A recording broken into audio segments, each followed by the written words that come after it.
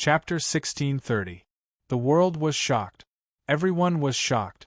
The live broadcast was uploaded to the internet, and countless people were paying attention to it. Many people saw this scene. Vishnu and Shiva were two great gods of India, supreme existences who ruled over countless mortals. They were unfathomable existences in myth. However, there were only two such existences. However, they were brutally beaten by Bufang, and they did not even have the power to resist. He punched them as if he was punching a child. The people of Hua were boiling. Even the internet was in an uproar. Senior Bu is so strong. He punched the stinking gods of India. Sure enough, the immortals of Hua are the best. Senior will always be your senior. Can the gods of India still be mischievous? The netizens on the internet were commenting wildly. Their ability to accept things had become much stronger. After all, everything had changed after the recovery of spiritual energy on Earth. The gods of various countries had descended, and it was no longer the Earth they were familiar with. People were always adapting to the environment, so they gradually got used to this kind of life. In the sky above the clouds, when the four-faced Buddha emerged from the clouds, he seemed to be presiding over the whole Indian country. Everyone was dumbfounded. It was a kind of supremacy, a kind of fear that made people want to bow down and worship. When the netizens saw the four-faced Buddha on the internet, some even knelt down in front of their computers, shivering. Their presumptuousness and laughter were completely shattered when this existence appeared. In their eyes, this Buddha seemed to be the Supreme Lord Buddha. How could they continue to be presumptuous when the Lord Buddha had appeared? Buddha was a religion in Hua, and many people knelt down and prayed to him. At this moment, the immortal sects in the two blessed lands, Mount Kunlun and Penglai, also sensed the four-faced Buddha's aura. Although Earth had grown larger, it was still not big for the gods and Buddhas. Compared to the primitive universe, the ancestral planet was indeed very small. It's Brahma, a top immortal king and a quasi-immortal emperor.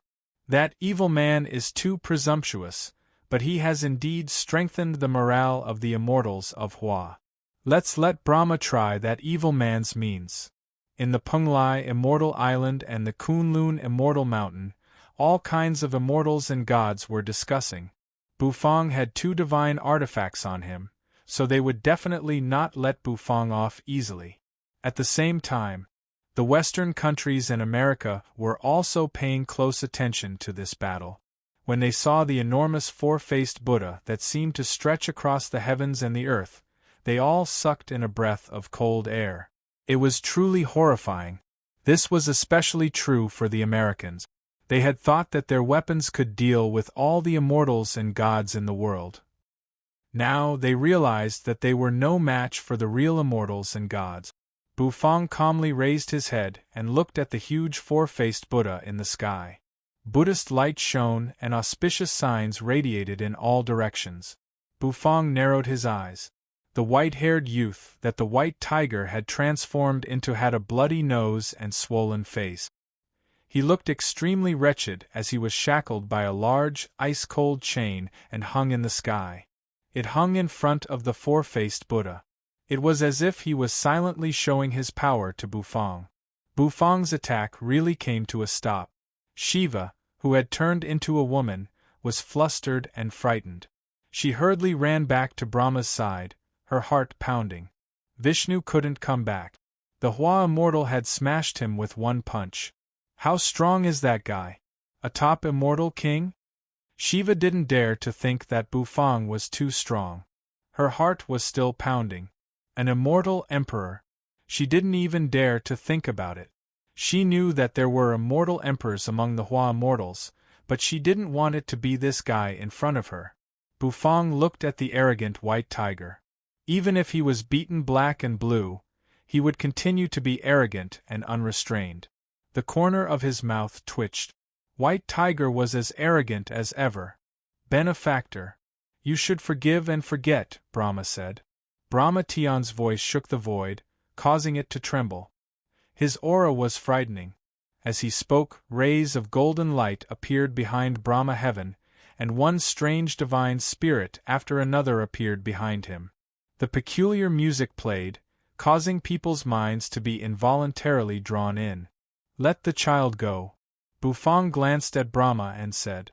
Everyone was watching this scene attentively. At the border of the Himalayas, the Hua army was already in a combat-ready state. Brahma was the strongest Lord God of India, an existence known as the God of creation. They didn't dare to take him lightly. They knew that if Brahma really wanted to kill them, they wouldn't be able to stop him no matter how many people they had. In today's earth, the real top gods had the absolute power. Brahma looked at Bufang with kind eyes. His posture was graceful. 4 heads, 4 faces, 4 arms, his whole body was golden and emitting Buddhist light. Buddha is merciful. I can exchange the stove for the child's life, Brahma said. His voice was always trembling like that. The deities behind him also changed their postures. Bufang looked at Brahma with a straight face. Exchange the stove? Bufang twitched the corner of his mouth. Then there's nothing to talk about. These stupid gods have no idea that White Tiger and the stove are one. Bufang shook his head. Step by step, he rose into the air and soared into the sky. I can't, and you don't have the right to. Since you won't let him go, I'll just take him by force, Bufang said. His voice was sonorous and forceful, powerful and resonant. It was like the sound of weapons clashing, causing one's heart to tremble. Domineering and arrogant. This was the impression the world had of Bufang. All the people in Hua fell silent, dumbfounded. Suddenly, the benevolent Brahma immediately changed. With a twist of his body, his originally benevolent face transformed into a sinister one. The golden light that enveloped him also faded away. Your body is full of sin. Sinners deserve to die 10,000 times. I sentence you to death. A string of Buddhist beads appeared in Brahma's hand, spinning. Chirp, chirp, chirp. A series of loud and clear bird cries resounded. In the next moment, the ground beneath Lord Brahma's enormous body cracked open. Countless Indian soldiers died tragically amidst the rubble. Amidst the rubble, a green peacock spread its wings and rose into the air. The peacock opened its beak and swung it, swallowing one figure after another, screaming. Everyone sucked in a cold breath. It was as if the world was about to be destroyed, and everyone was horrified. Brahma sat on the peacock's back, waving his 4 arms. Shiva landed on Brahma's shoulder. He still had a lingering fear in his heart, but at the same time, he laughed wildly. Kill him, Brahma! Kill him now! He has a divine artifact with 2 spiritual energy sealing points on him.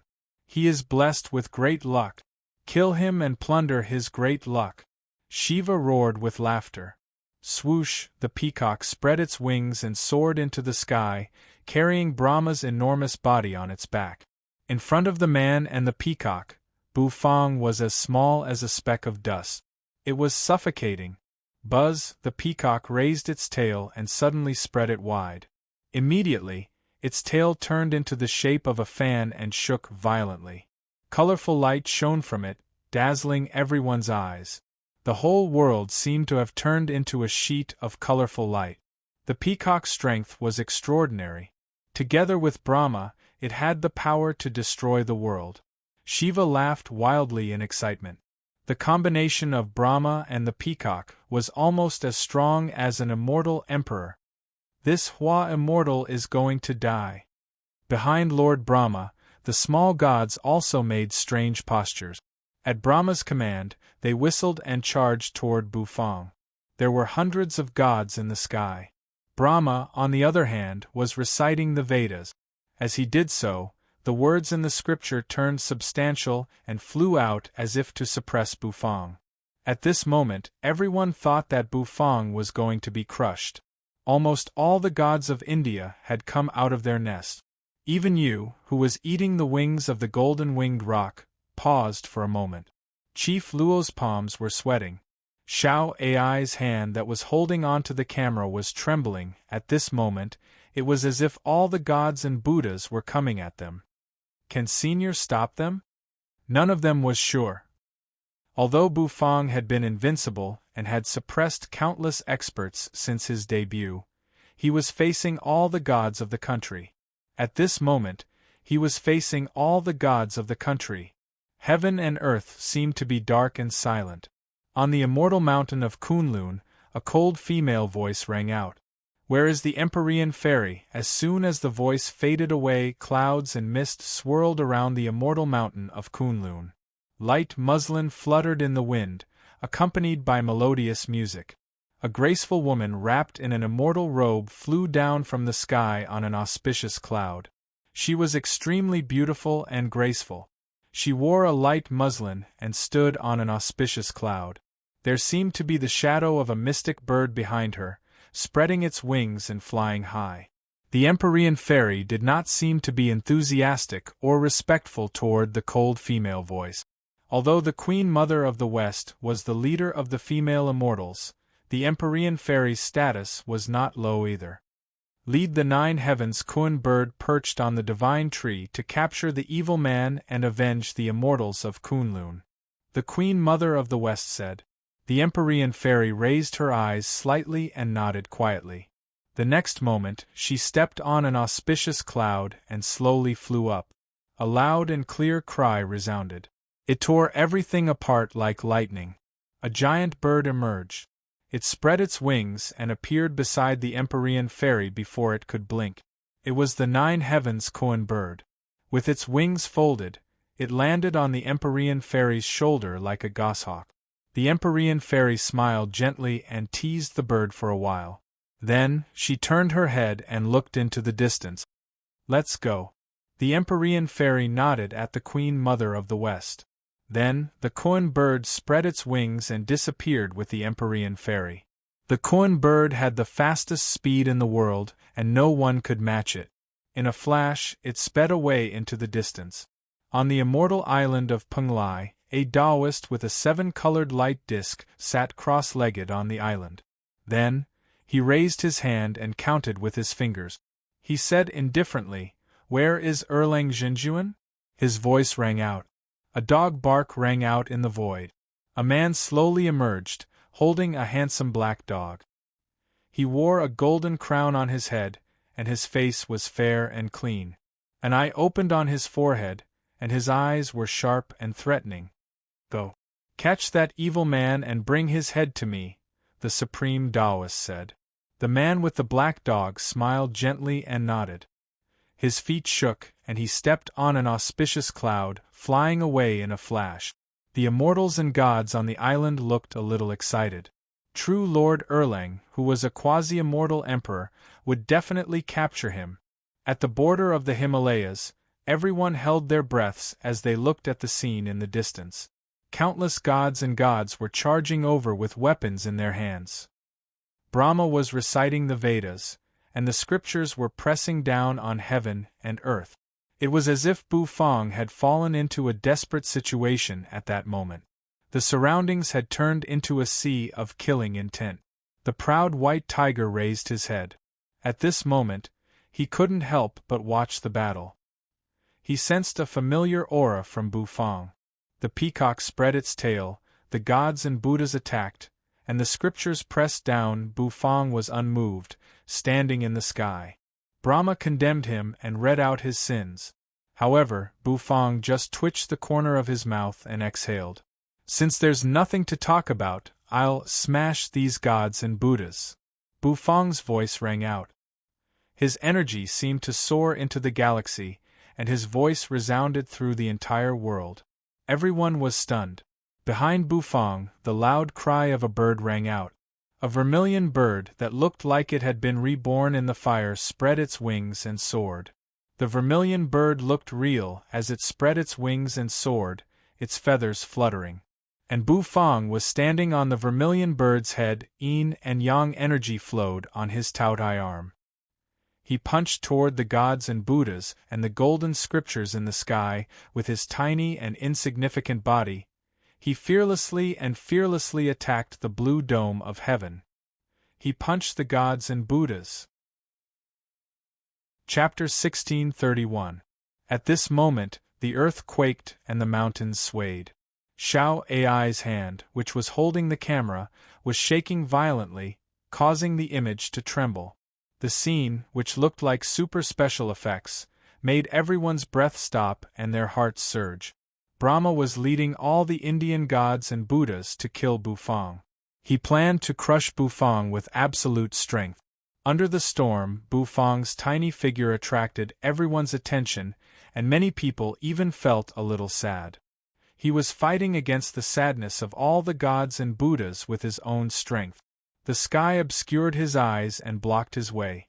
It was as if a cage was about to bury a peerless genius. Was Bufang a peerless genius? It must be. In the eyes of the Hua people, what Bufang had done had shocked them all. Chief Luo, Xiao Ai, and the others knew very well how terrifying and shocking Bufang's actions were. He was a heaven-defying existence. But now, such a heaven-defying existence was about to be suppressed by the heavens. Brahma, the supreme god of India, was leading all the gods and Buddhas to kill Bufang. This was a desperate situation. What should we do? Chief Luo looked at the man next to him, whose eyes were full of despair. The latter also shook his head helplessly. What happened today had long since gone beyond the scope of the conflict between countries. It was a war between gods. They were superhumans, but they were only mortals. They could not and did not have the qualifications to get involved. The eyes of one god after another burst out with dazzling light as he charged toward Bufang. In the blink of an eye, a terrible pressure enveloped Bufang. 3 layers inside, 3 layers outside, one after another, the gods fearlessly pressed down on them. They completely enveloped Bufang. The Vedas were recited, and each scripture exuded a strange power that suppressed the void and suppressed Bufang. Golden light poured down like a waterfall, causing the ground to crack, creating a huge gap. The people down below were fleeing frantically. When gods fought, mortals suffered. At this moment, it was completely interpreted. Holding the prayer beads in his hand, Brahma heaven chanted. A look of hatred appeared on his face. It was malevolent and cruel, as if he was a supreme god that judged life and death. This person is guilty. He has committed 36 crimes and is sentenced to death. Kill him! Boom! Suddenly, there was a roar. Before Brahma could finish his words, he felt a formless ripple spreading out. Those gods who had surrounded Bufang were instantly smashed away by a supreme force. His body began to shatter in the void. Brahma's pupils constricted, and the peacock he was riding let out a cry. He seemed to be a little angry. Boom, boom, boom. The bodies of the flying deities were annihilated. It was crushed by a great power. Bufang stepped into the air, his vermilion robe fluttering in the wind. His gaze was bright and exquisite as he looked into the distance. He stomped his foot. Many deities exploded. The gods and Buddhas in the sky were smashed by Bufang with one move. He was like a brave warrior, smashing everything in his way with one punch. Swish! Bufang landed next to White Tiger. He reached out and grabbed the chain. The chain was cold. As Bufang grabbed it, a bone-piercing chill spread from the chain, filling his whole body. It was like a chain from the 9 serenities. Tell me, how do I conquer you? Bufang asked directly, not beating around the bush. The proud White Tiger raised his head, looking at Bufang. Bufang asked. He didn't answer. He still raised his head proudly. The corner of Bufang's mouth twitched. That's enough. He gently flicked White Tiger's forehead. Boom. With a loud boom, a bump appeared on White Tiger's head. Still proud? Bufang said lightly. The corner of White Tiger's mouth twitched. He snorted and turned his head, looking at Brahma behind him and the giant peacock. Then, he recalled his bruised face. Then, he raised his chin and nodded at the peacock. I want to eat peacock meat. This guy beat me up when I was weak and trampled on my pride. You beat that guy up and give me peacock meat. Then I'll submit to you, White Tiger said. Then, he raised his chin and snorted proudly. His words stunned everyone present. What the f***ck? Is this kid so arrogant? What a child with character. Yes, those who bully me should be beaten up. If we can't beat them, we should find a helper. That's right. We are that proud. The netizens were in an uproar. White Tiger's words made them unable to help but laugh. From White Tiger's words, they didn't hear any fear of gods, which made the fear in their hearts disperse. Since the kid wasn't afraid, why should they be afraid when they were separated by a screen? Would a god beat them through the screen after becoming a god? However, they thought that it was just a kid's joke.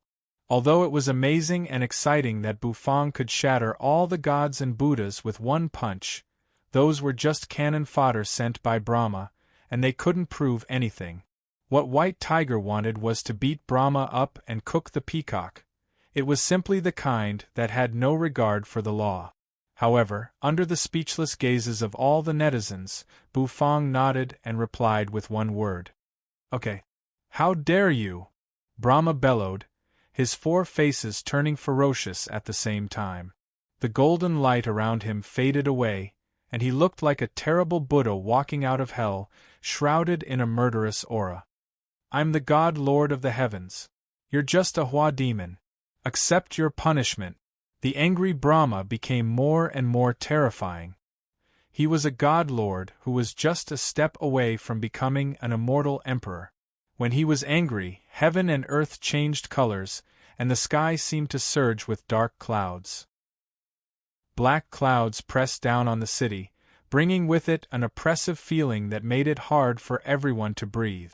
I must beat that guy up and let me eat the peacock meat. Otherwise, I'd rather die than submit. I have integrity. White Tiger, whose face was swollen and bruised, said arrogantly. His arrogance made him stick to his heart. He wasn't afraid of the wind and rain. Bufang smiled faintly. Grabbing the chain, he directly crushed it. Then you just wait and see, Bufang said. Did White Tiger have integrity? Although this guy was arrogant, he still had a sense of propriety. Otherwise, he wouldn't have asked Vermilion Bird for help. Obviously, this guy also understood that he couldn't escape the fate of returning. However, before returning, he had to be arrogant for once. Bufang's hand shook. Suddenly, the White Tiger heaven stove appeared in his hand. Light flowed on the heaven stove. White Tiger's gaze fell on the heaven stove. His eyes flashed, and his expression was complicated. Bufang glanced at White Tiger. Didn't this guy want to save face? Then Bufang would give him face. He would use this stove to smash Brahma alive. Go, Bufang said. Then, he took a step forward. His body shot up. He approached the 4-faced Brahma with one hand holding the stove, his vermilion robe flapping noisily. Countless people were paying close attention to this scene. The stove in his hand was a divine artifact, and the vermilion robe was also a divine artifact. At this moment, Bufang, who had gathered half of Earth's spiritual energy in his body, was fighting Brahma. All the forces were also watching. After all the gods were fighting for the divine artifact, but they didn't know its effects. Today they might be able to witness its power. Brahma focused his eyes. Each of his 4 faces had a different look of anger. As he opened his mouth, the tone of the Vedas in his mouth changed, becoming more and more ferocious. Bam! Bam! Bam! One scripture after another fell. Brahma was furious. Shiva, who was on his shoulder, was terrified. This Hua immortal is going to defy the heavens. Under everyone's gaze, Brahma's mouth moved faster and faster, and the spiritual energy of heaven and earth almost boiled. Thunder rumbled in the sky, and heaven and earth rumbled. The power was astonishing. However, Bufang grabbed the White Tiger stove and threw it down. The White Tiger stove whistled as it smashed toward Brahma's head. It was too fast. It was so fast that even the void was crushed. The god of cooking set was Bufang's, and it belonged to Bufang. Bufang could do it perfectly. Bam! Bam!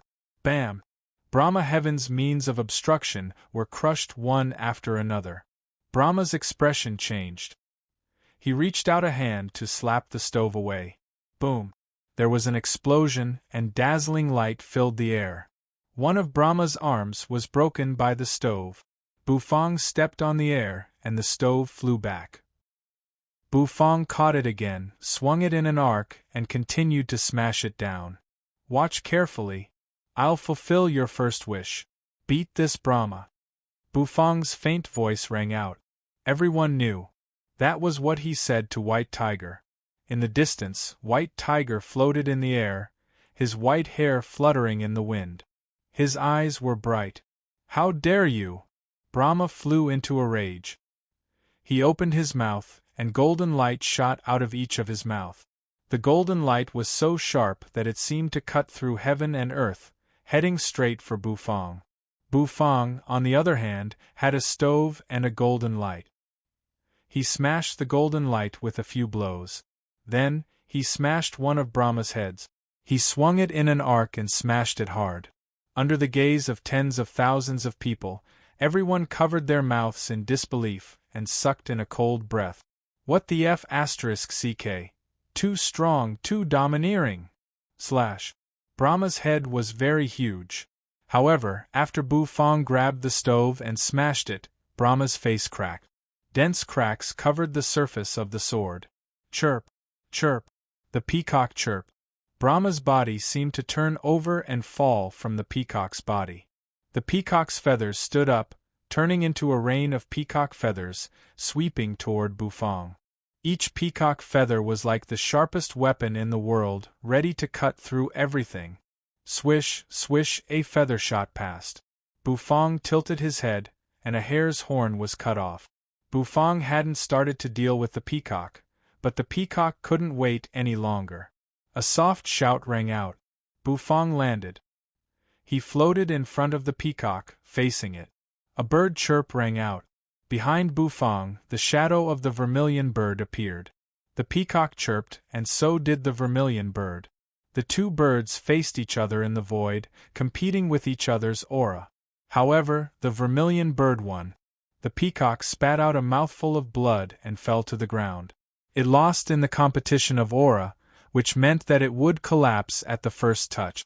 In the eyes of the crowd, it became Bufang and the peacock staring at each other. The peacock was scared. Puff! As expected of Senior Boo. Even the peacock is afraid of him. That's right. Senior Boo is an ingredient killer. Strictly speaking, the peacock is also an ingredient.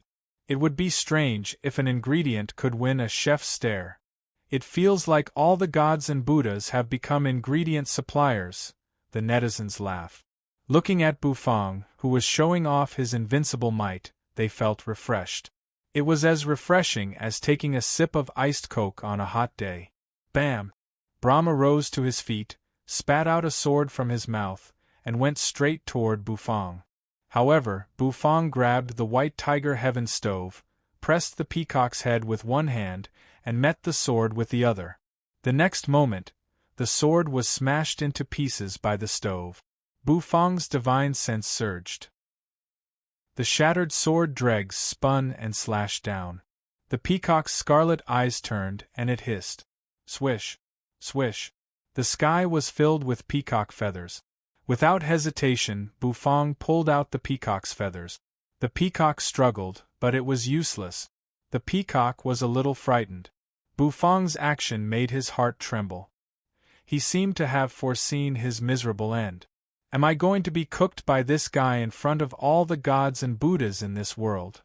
He was a peacock, the mount of the great god Brahma. How dare this man eat me?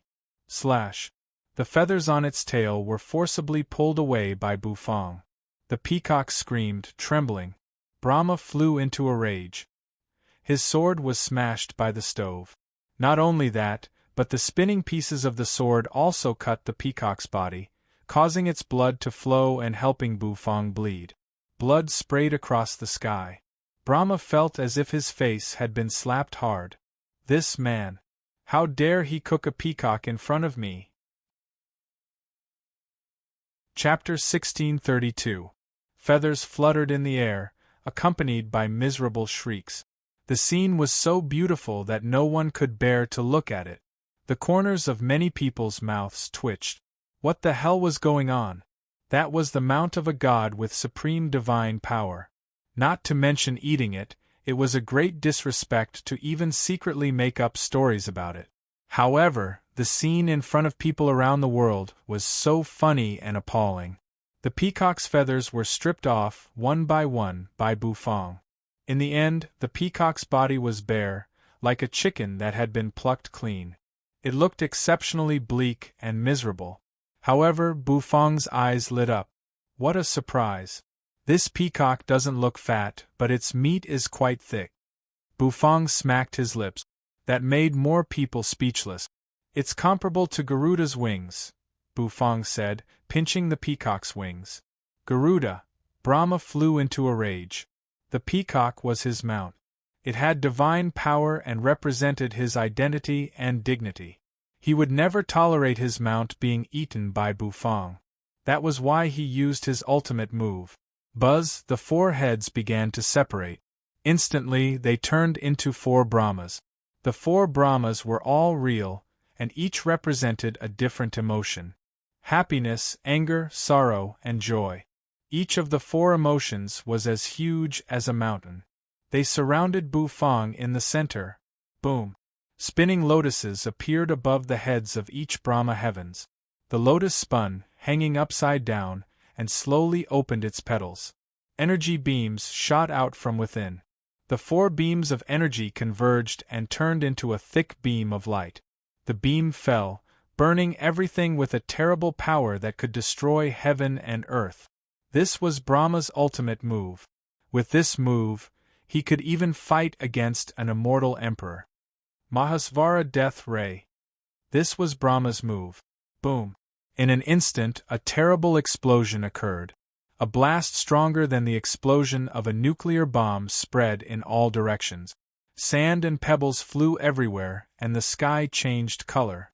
At this moment, the scene became hard to see. How terrifying!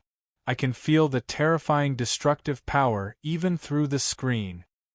I think I can feel the ground shaking. Holy sh*t. Was Senior Boo killed by the explosion? Everyone was completely dumbfounded. The godly spirit's methods caused people to feel more and more reverence. Their attacks were even more powerful than nuclear bombs. How terrifying was that? Hualalav, people fell to the ground. Someone flipped over and stood up from the sand and stones that rustled down from the sky. They panted heavily, and their faces were filled with shock.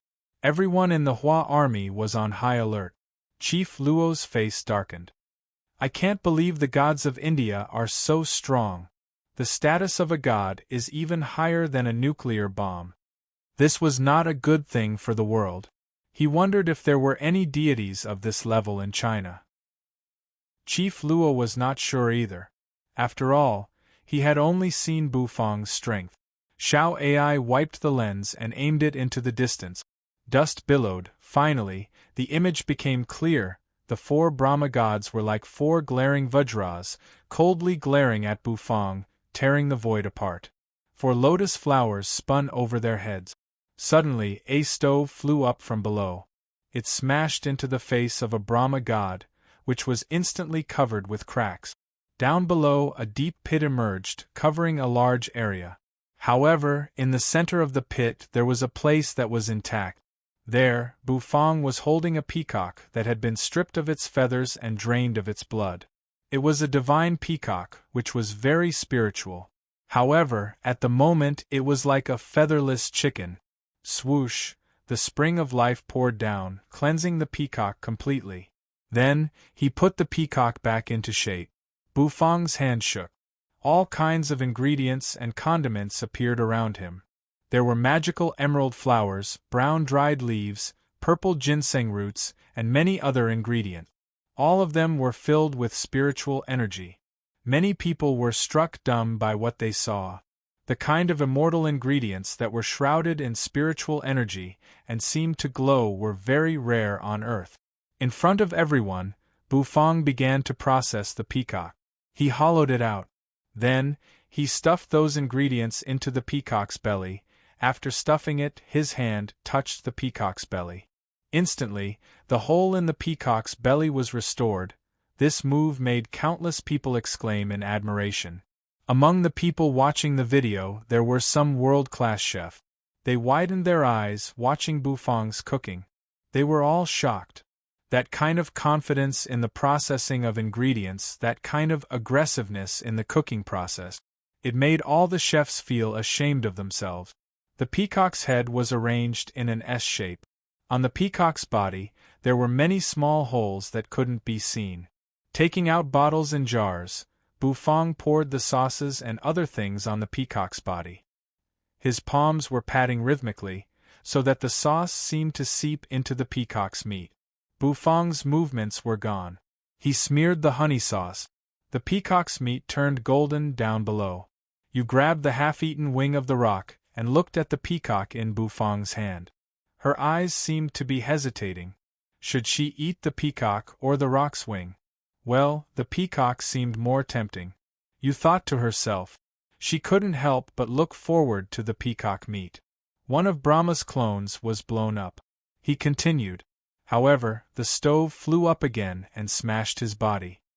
His body, which even an ordinary immortal king couldn't destroy, was smashed by Bufang's stove. After 4 times in a row, Brahma's 4 bodies were all covered with crack. He didn't look proud as a lord at all.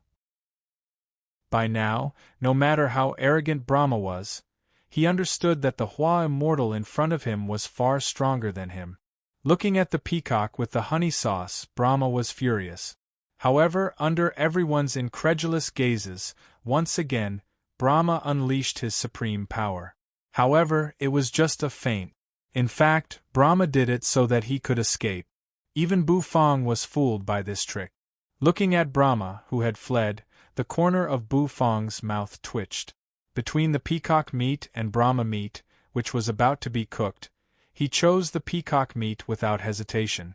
Compared to a god who was scared out of his wits and food, of course food was more important. Brahma had fled. The faith of all the Indians had collapsed. The Hua people cheered.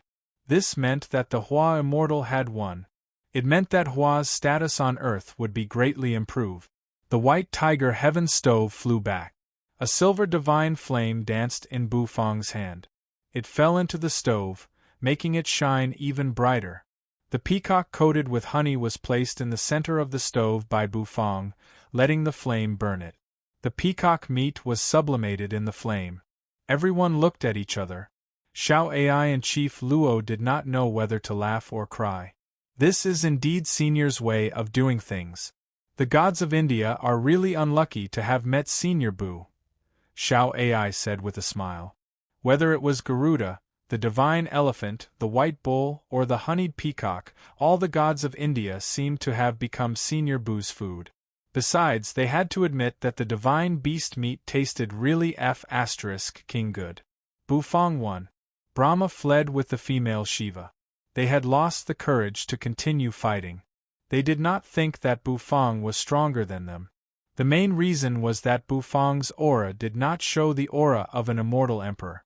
Therefore, Brahma and Shiva attributed Bufang's formidable strength to the chef's robe and the stove. These 2 divine artifacts had absorbed half of Earth's spiritual energy, so it was normal for them to be so invincible. The gods had fled. The style of the rest of the scene changed again. Once again, it changed from a war to a food show. Everyone did not know whether to laugh or cry. The Hua people, on the other hand, were used to it, and they began to stick to the screen excitedly. The people of the world, on the other hand, were not used to it and were somewhat confused. Where's the war of gods? Why did it become a cooking peacock? Isn't Brahma the great god of India? Why did he run away so shamelessly? White Tiger snorted proudly. Looking at the peacock meat, his eyes shone brightly. After breaking the chain, He hovered in front of Bufang and stared at the peacock meat on the stove. The meat was golden, and there seemed to be colorful light flowing under it. It was as if the peacock had come to life as the flame roasted it. A faint fragrance began to spread from the peacock's meat, lingering in the air. The aroma was very alluring. Nethery felt that the golden-winged rock meat in her hand was tasteless. Eating the meat in your hand and looking at the one in the stove was exactly what you felt at this moment. Xiao Ai closed her eyes and took a deep breath. The fragrance, which seemed to have turned solid, lingered in the air. She had eaten Bufang's dishes, and the delicacy was unforgettable in her life. Bufang sat cross-legged and hovered in front of the stove. He sensed the peacock floating in the silver flame. The peacock meat had matured, and its body seemed to have grown a little larger. Perhaps because it had swelled up, the peacock's skin and flesh had become extremely smooth, and the pores on its feathers had shrunk as well. It looked natural. A dense gas burst out and lingered around the peacock meat. Heavens! What is this? Is this a dish? I feel hungry just by looking at it. I just ate 3 bowls of rice. It looks like my roast chicken, but it's obviously not on the same level. I really want to eat it. The netizens went crazy. The grilled golden-winged rock had shocked them. Now, the teriyaki peacock made them even more speechless. Was the revival of Earth's spiritual energy to promote the development of the chef industry and carry forward the culture of food? God meat, divine beast meat, it was exciting to think about it. Rumble. In the sky, cold black clouds rolled over, and terrifying purple lightning roared and rolled in the sky. Chief Luo, Xiao Ai, and the others froze.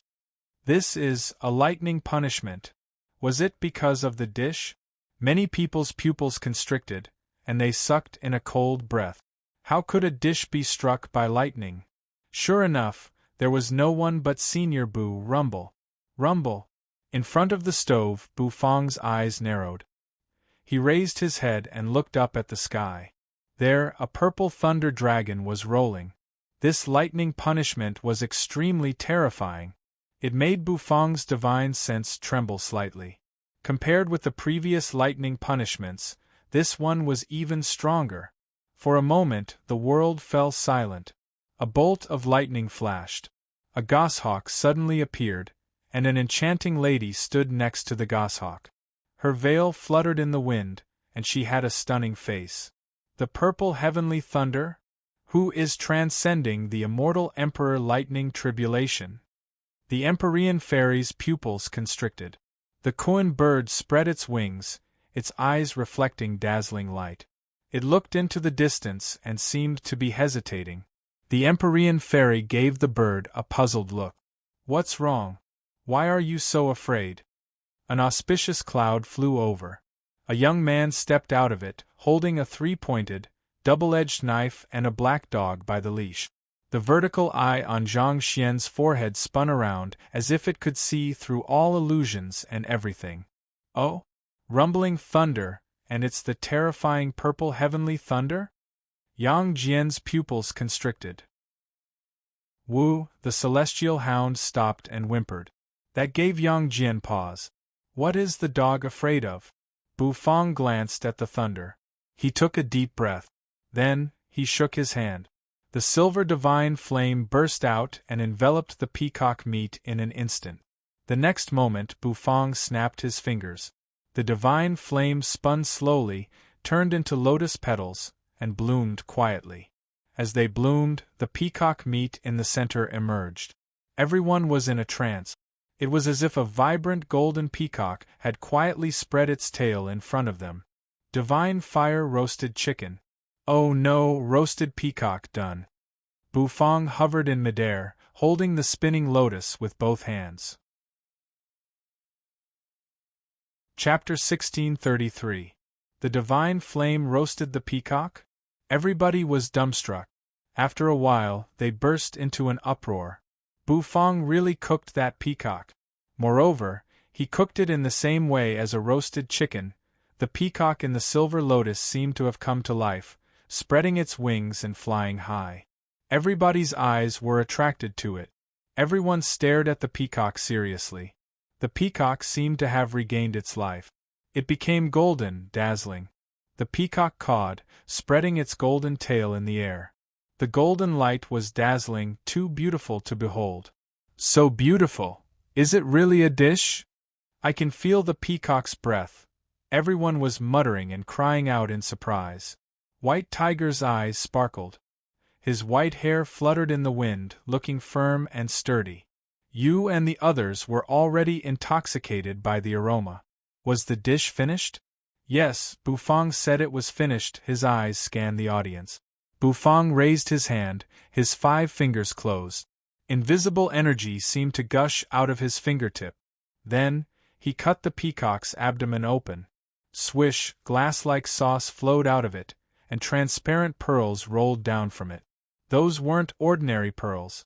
They were the combination of the peacock's spirit energy and the ingredients Bufang had stuffed in. Not only was it soft and delicious, but it could also make people drown in it.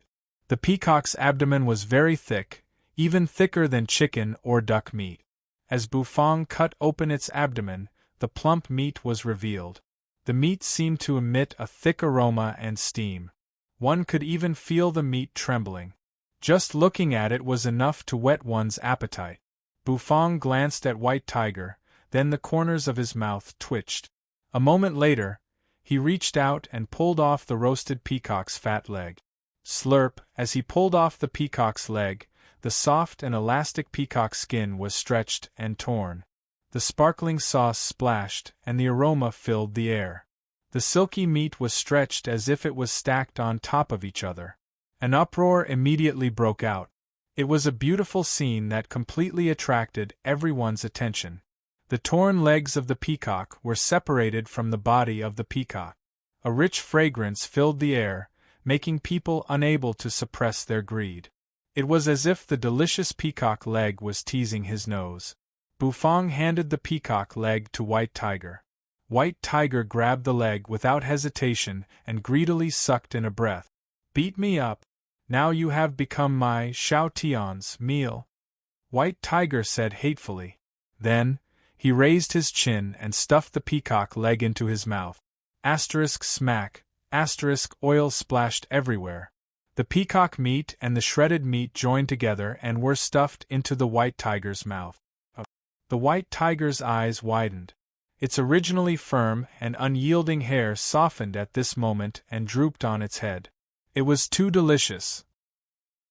The White Tiger narrowed its eyes and chewed, feeling the peacock meat constantly changing in its mouth, producing an intoxicating feeling. He felt as if he was soaring in the blue sky. He spread his wings and soared in the sky. Everything between heaven and earth rapidly disappeared under his wings. The feeling was too indescribable. He felt as if he had turned into a peacock, flying proudly with his head held high. White Tiger's boyish heart melted. It was too delicious. The corner of Bufang's mouth twitched. The characteristics of those ingredients had fused with the peacock meat, making it sublimate.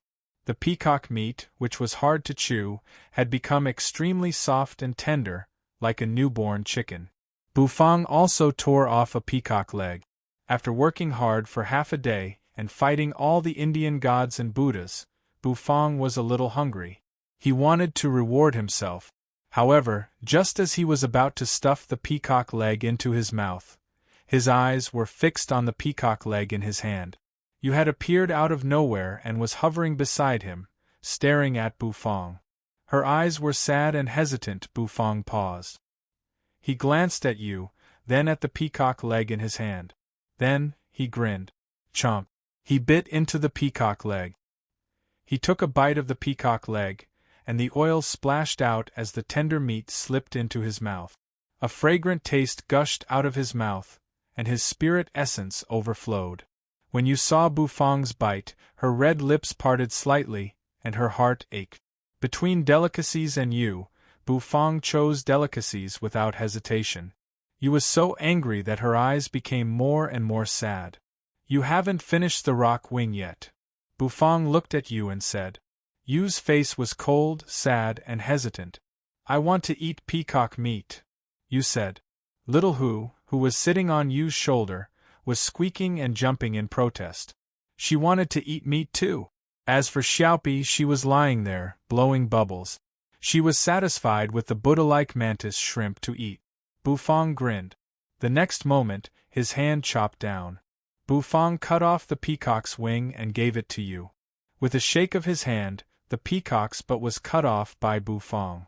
With a toss of his hand, it fell into the hands of the bouncing foxy. Hovering in the sky, the three of them began to eat happily. In front of the whole world, in front of countless cultivators. Chomp, chomp, oh ha ha ha! White Tiger's heart was about to melt. He felt that he was no longer a tiger, but a peacock from the north. His heart yearned for freedom. Yu was eating the wing, and her resentment toward Bufang had long disappeared. As for Little Hu, he was holding the peacock's butt, looking a little confused. Xiaopi was blowing bubbles, maintaining his Buddha-like nature. Xiao Ai, Chief Luo, and the others did not know whether to laugh or cry. Sure enough, with Senior Bu around, any battle would eventually turn into a cooking competition. Senior Bu's strength was unfathomable, but so was his cooking skill. Those were all divine beasts, and each of them was rare. However, they were all cooked by Senior Bu. Senior Bu was truly the spiritual pillar of the foodie world. He was the rising star of the foodie world in the East. The aroma filled the air. It was somewhat intoxicating. All of a sudden, a cry that sounded like that of a goshawk rang out. It lingered between heaven and earth. The voice was full of energy, filled with unparalleled freedom and carefreeness. Bufang paused. Yu and Little Hu paused as well. Chief Luo, Xiao Ai, and the others were shocked. They looked up. In the distant horizon, there seemed to be a black silhouette speeding away at a rapid speed. In the blink of an eye, the shadow was approaching. With a ripping sound, it moved like a bolt of lightning. It was too fast. That black shadow didn't even finish flapping its wings before it was already closing in. What is that? It's so fast. It looks like a bird. I can't believe a bird dares to appear in front of Senior Bu. Everyone was stunned. How could there be such a fast bird in the world? In just a flash, it approached from the distant sky as if it had teleported. Bufang was also taken aback. Narrowing his eyes, he glanced at the giant bird.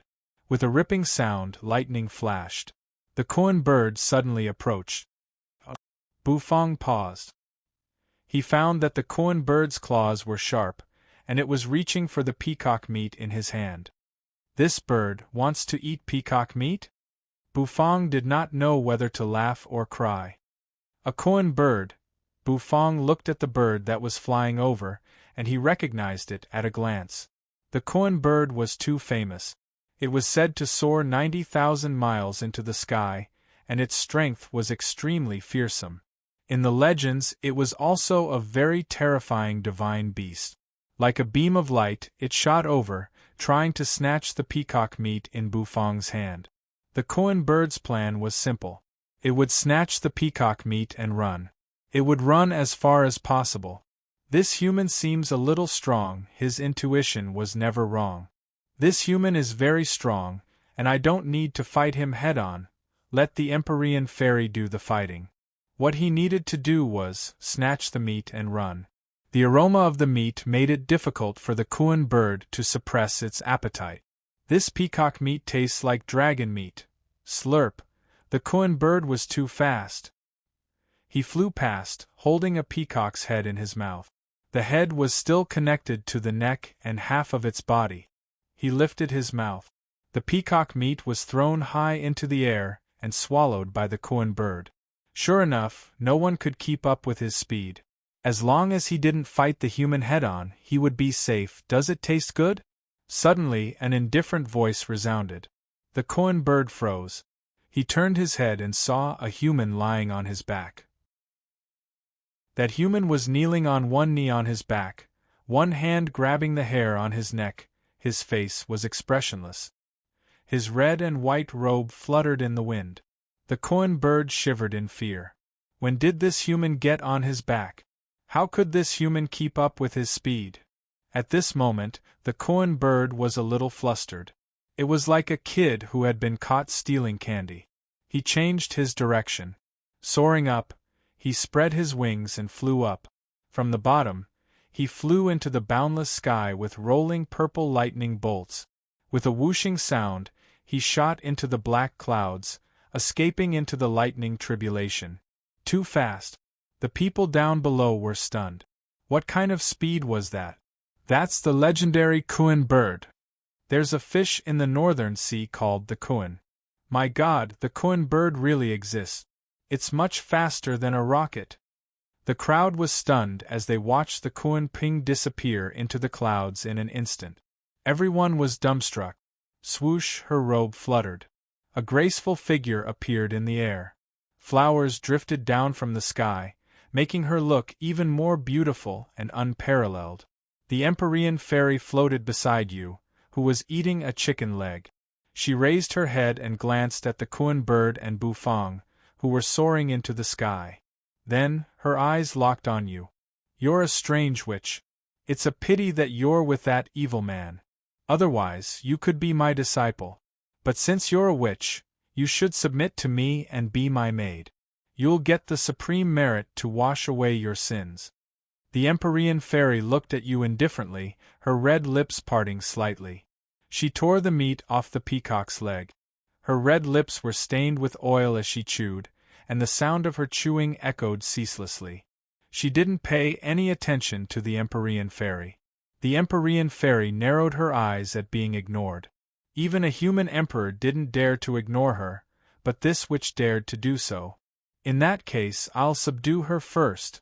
As an expert who was close to the immortal emperor level, the Empyrean fairy could clearly sense the strange energy in you. It made her yearn for it. She had an intuition that it could help her completely step into the immortal emperor realm. Rumble! Purple heavenly thunder suddenly exploded in the sky. A miserable howl rang out. The koan bird, which had been soaring into the sky, stood up and fell from the sky. A figure stood straight on its back with her hands clasped behind her back. The koan bird felt as if it was carrying the mythical Mount Kunlun on its back, making it unable to flap its wings. It couldn't fly at all. The Empyrean fairy narrowed her eyes. She glanced sideways. The koan bird landed and hovered in the air. Standing on the koan bird's back, Bufang looked at the Empyrean fairy. Who do you think you should take as your maid? Bufang rolled his eyes and curled the corners of his mouth, as he said indifferently. Chapter 1634. Bufang's voice echoed faintly between heaven and earth. As soon as his voice rang out, a thunderbolt exploded in the sky. Finally, the purple lightning could no longer hold back, and it came crashing down. A purple heavenly dragon tumbled down, causing the air to evaporate in an instant, as if it was about to explode. The power of this thunderbolt was so strong that it made everyone feel as if the end of the world had come. The Empyrean fairy's pupils shrank. This thunderbolt made her a little afraid. However, she didn't mind it too much. After all, this thunder punishment wasn't aimed at her. The thunderbolt approached Bufang. The Empyrean fairy looked at Bufang indifferently. You can't even protect yourself, and yet you still dare to be so arrogant. She was determined to keep this witch as her maidservant. Swoosh, the tip of her foot drew a circle in the air. Then, the Empyrean fairy shot away and retreated to the distance. Bufang looked at the retreating Empyrean fairy and did not chase after her.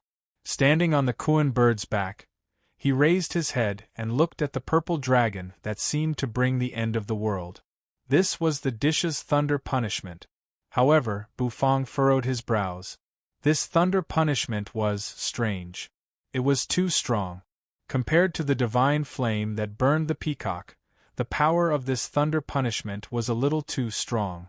Could it be that the existence on Earth was warning him again? Every time he cooked something delicious, a warning would appear. And this time, it directly used a thunderbolt to warn him. Was this the final warning? Bufang furrowed his brows. The system had told him that there was a crisis on Earth for him. The awakening of gods and immortals from other universes might not be the main crisis for him. The crisis that the system had mentioned could very well be born on Earth. Bufang took a deep breath. He raised his hand. Clenching his Taotai arm, he threw a punch toward the sky. The Empyrean fairy sneered. As an existence from the ancient myths and legends, she had a strong control over lightning. As an expert at the level of an immortal emperor, she could naturally see the terrible power contained in this thunderbolt. This demon actually planned to use his physical body to resist? This was the lightning punishment of an immortal emperor. At the very least, he should use a magic treasure to resist it, right? If he used his physical body to resist it, he would most likely be blasted to smithereens by the lightning tribulation. Just as the Empyrean fairy was paying attention to this scene in the distance, Erlang Shen, who was holding the black dog, squinted his eyes. His vertical eyes seemed to see through all illusions. Looking at Bufang standing on the back of the Kuan Pring, he immediately sucked in a breath of cold air. This person is very strong. No wonder the 4 heavenly kings died in the hands of this demon. Erlang Shen exhaled. The next moment, his hand trembled. The 3-pointed, double-edged sword in his hand immediately spun with a clattering sound, bursting forth with a myriad of splendors. Grabbing the hilt, Erlang Shen's gaze instantly turned sharp. Howling celestial dog. Let's go, Erlang Shen said. In the next moment, the howling celestial dog beside him instantly grew bigger and turned into a ferocious big dog. With a bark, it turned into a beam of black light, pouncing toward Bufang. I'll wait for the evil man to overcome his tribulation. After that, the evil man will definitely be weak. When that time comes, I'll capture him alive and hand him over to the sect leader, Erlang Shen said. The howling celestial hound bared its teeth and was extremely ferocious. Boom! The lightning suddenly crashed down. Instantly, tens of thousands of lightning bolts fell. The purple thunder dragon instantly wrapped around Bufang's body, as if it wanted to devour Bufang.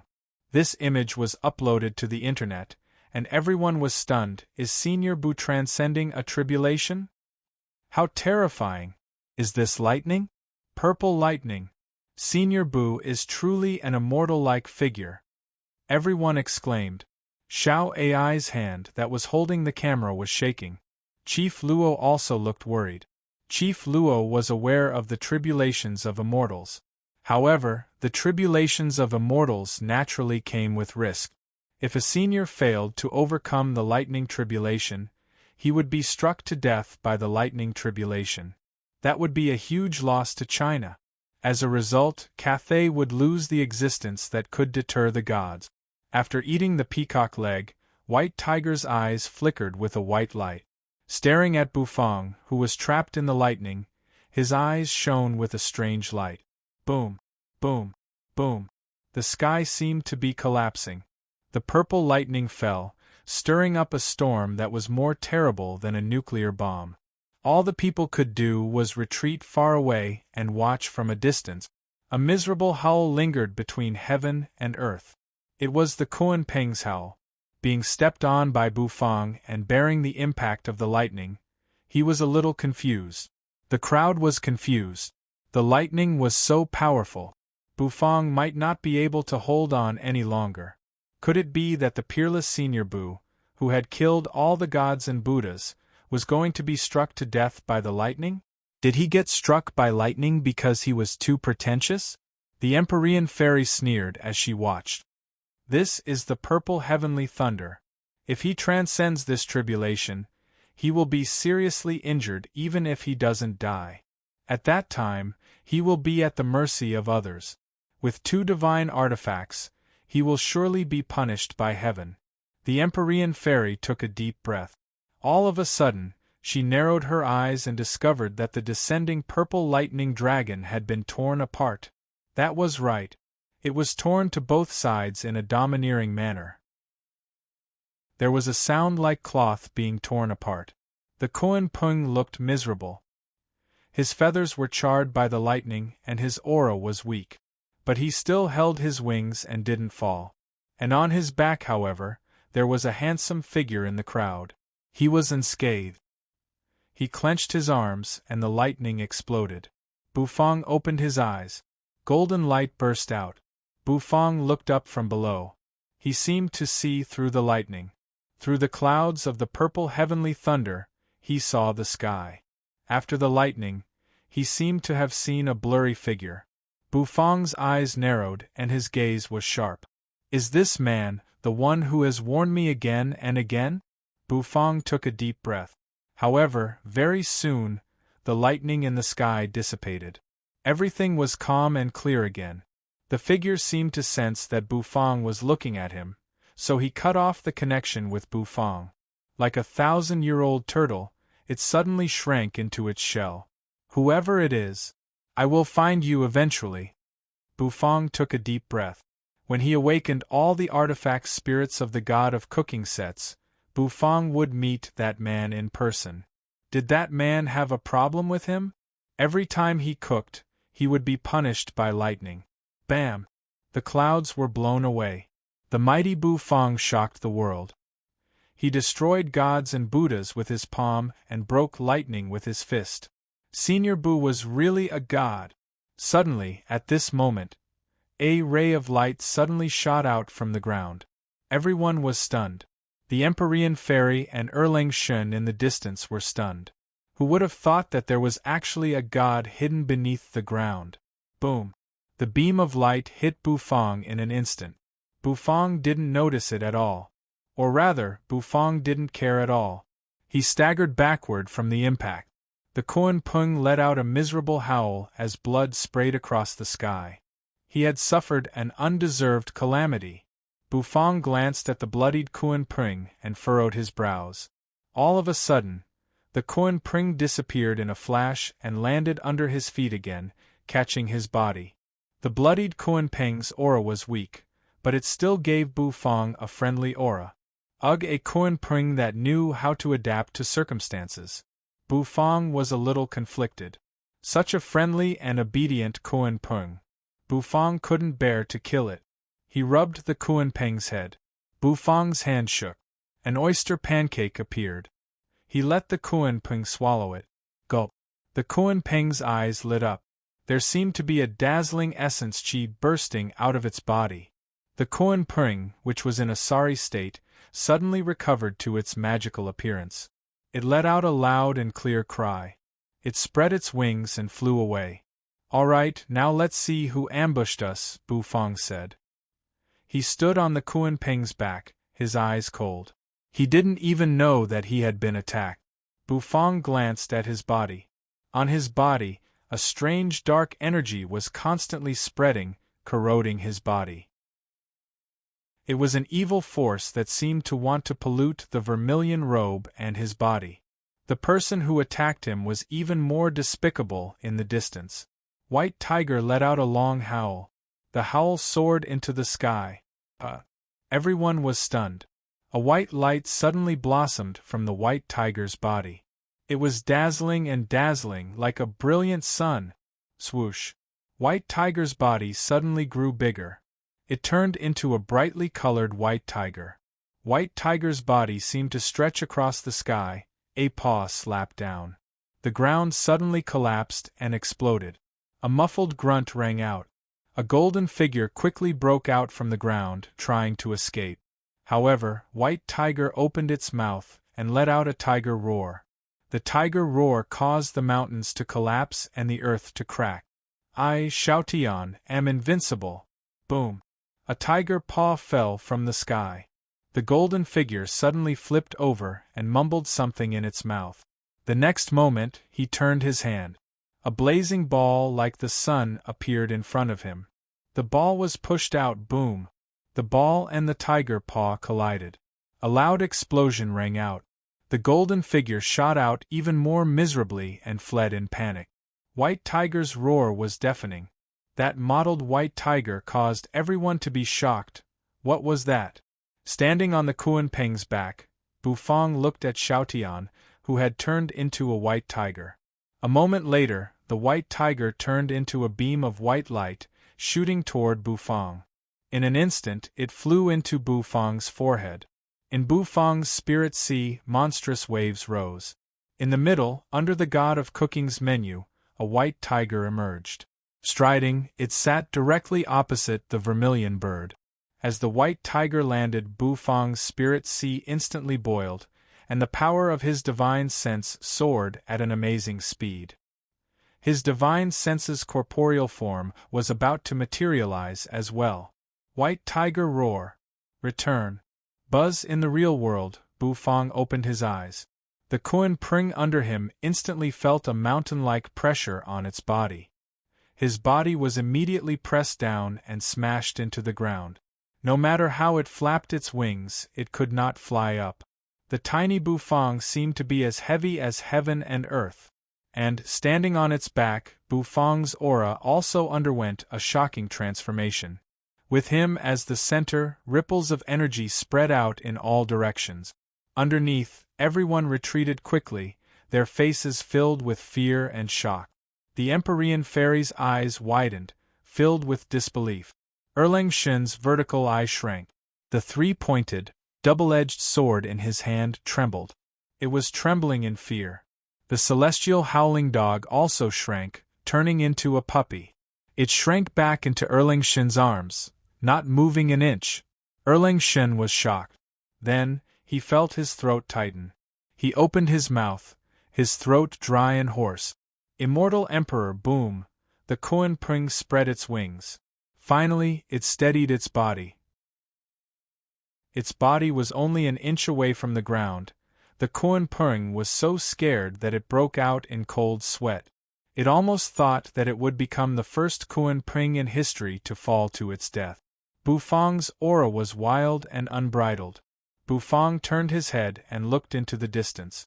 There was the direction in which the god who attacked him had fled. Want to run? The corner of Bufang's mouth twitched slightly. The next moment, Bufang raised his chin. The power of his divine sense suddenly surged out. The whole world seemed to be enveloped by his divine sense. The Empyrean fairy had goosebumps all over her body, and she was terrified. In the distance, a miserable howl rang out. Pulled by Bufang's divine sense, a golden god, who looked like he was wrapped in the sun, kept flying backward in Bufang's direction. Underneath, Xiao Ai and Chief Luo were dumbfounded. Chief Luo looked at the figure that was flying back. This time, he could see it clearly.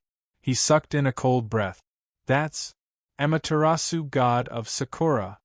The one who attacked Bufang was the god of Sakura. The god of Sakura dared to show up?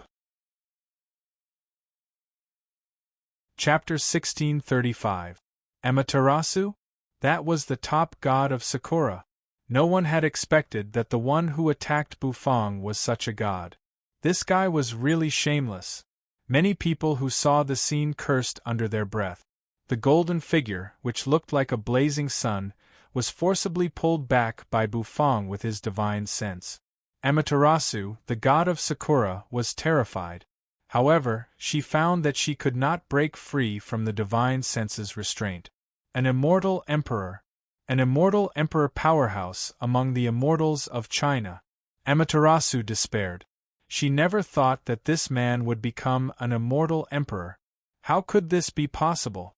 Like everyone else, the Empyrean fairy was shocked. Suddenly, something even more horrifying happened. Bufang looked at Amaterasu, twitched the corner of his mouth, raised his hand, and gently patted it. In an instant, Amaterasu, which was as dazzling as the sun, shattered into pieces and dissipated in the sky.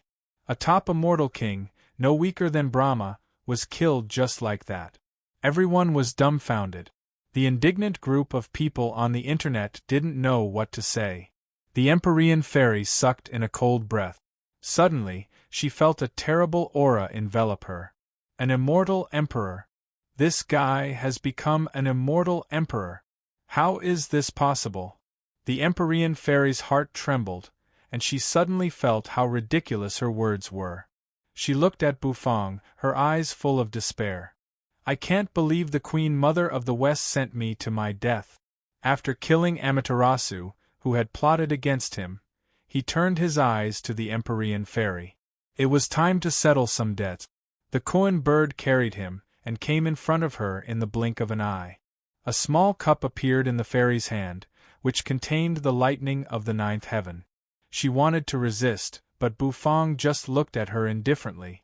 In the end, she put away the small cup dejectedly. She had no chance of winning against an immortal emperor. I admit defeat, the Empyrean fairy said dejectedly.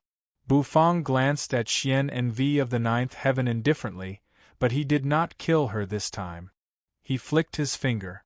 Suddenly, a silver divine flame sprang out and seeped into the Empyrean fairy's forehead, forming a silver mark between her eyebrows. "Oh, from today onwards you are a servant girl," Bufang said lightly.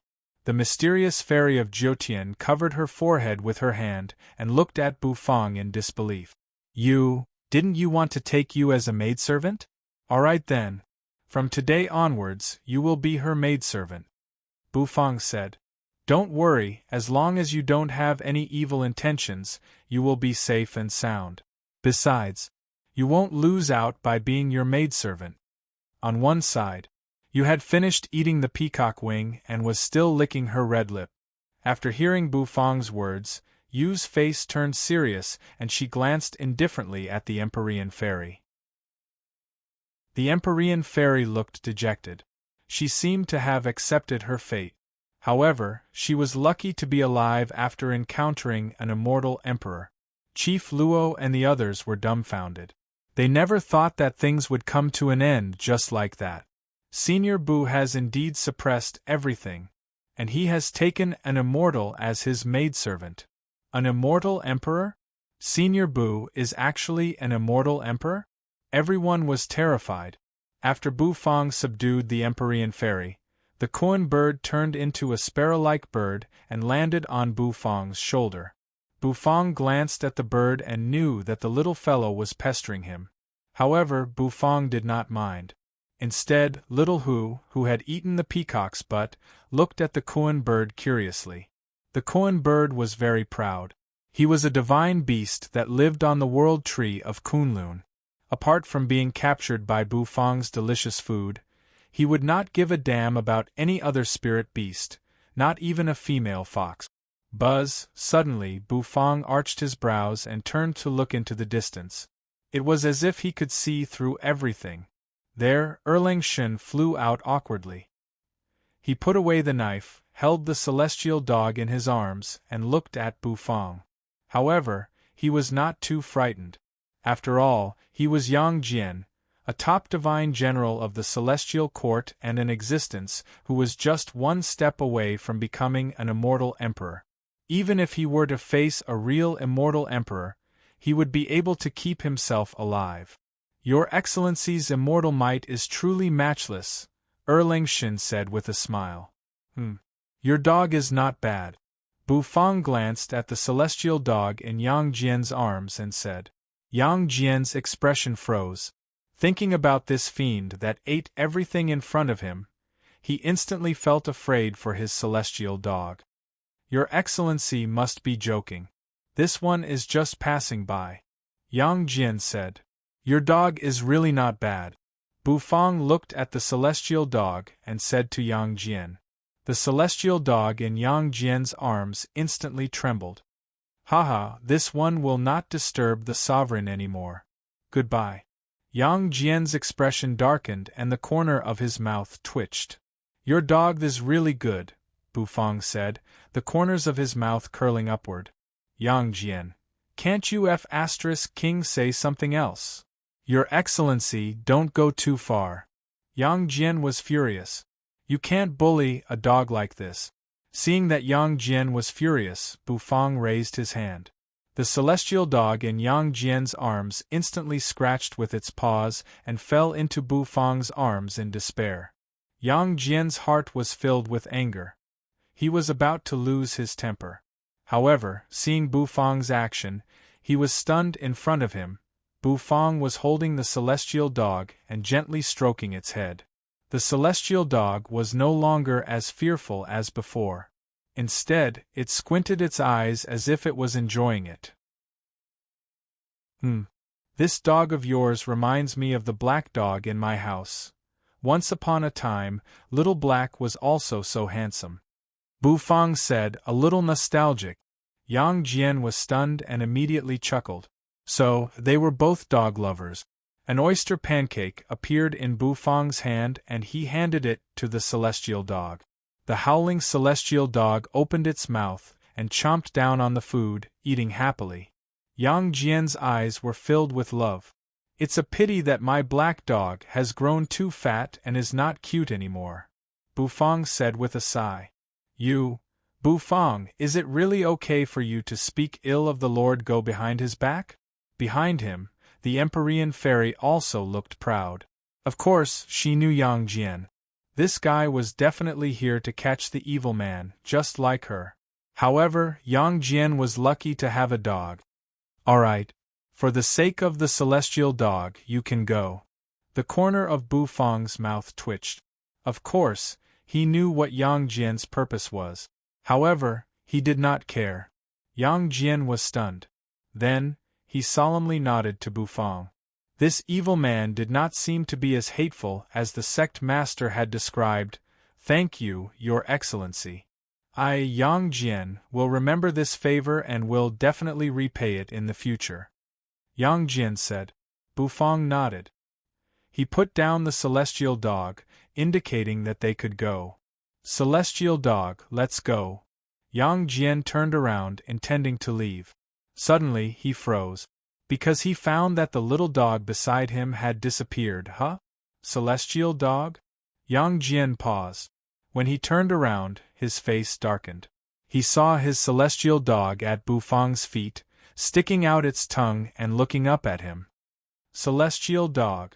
It's time to go, Yang Jian said with a dark face. The howling celestial dog turned its head to look at Bufang and swung its tail. Then, it turned its head back and looked at Bufang eagerly. Puff! Yang Jian suddenly had an impulse to kill this dog and make it into a dog meat hot pot. What kind of dog is this? An oyster pancake is enough to take you away? Bufang did not expect this either. The Empyrean fairy, who was following you, could not help but burst out laughing. Xiao Ai, Chief Luo, and the others did not know what to say. On the internet, the netizens who saw this burst out laughing. I Celestial, eat a bun. I feel sorry for Erlingshin. Hundreds of years of acquaintance are no match for a bun. If I were the Celestial Dog, I would choose Senior Boo too. I like Celestial Dog.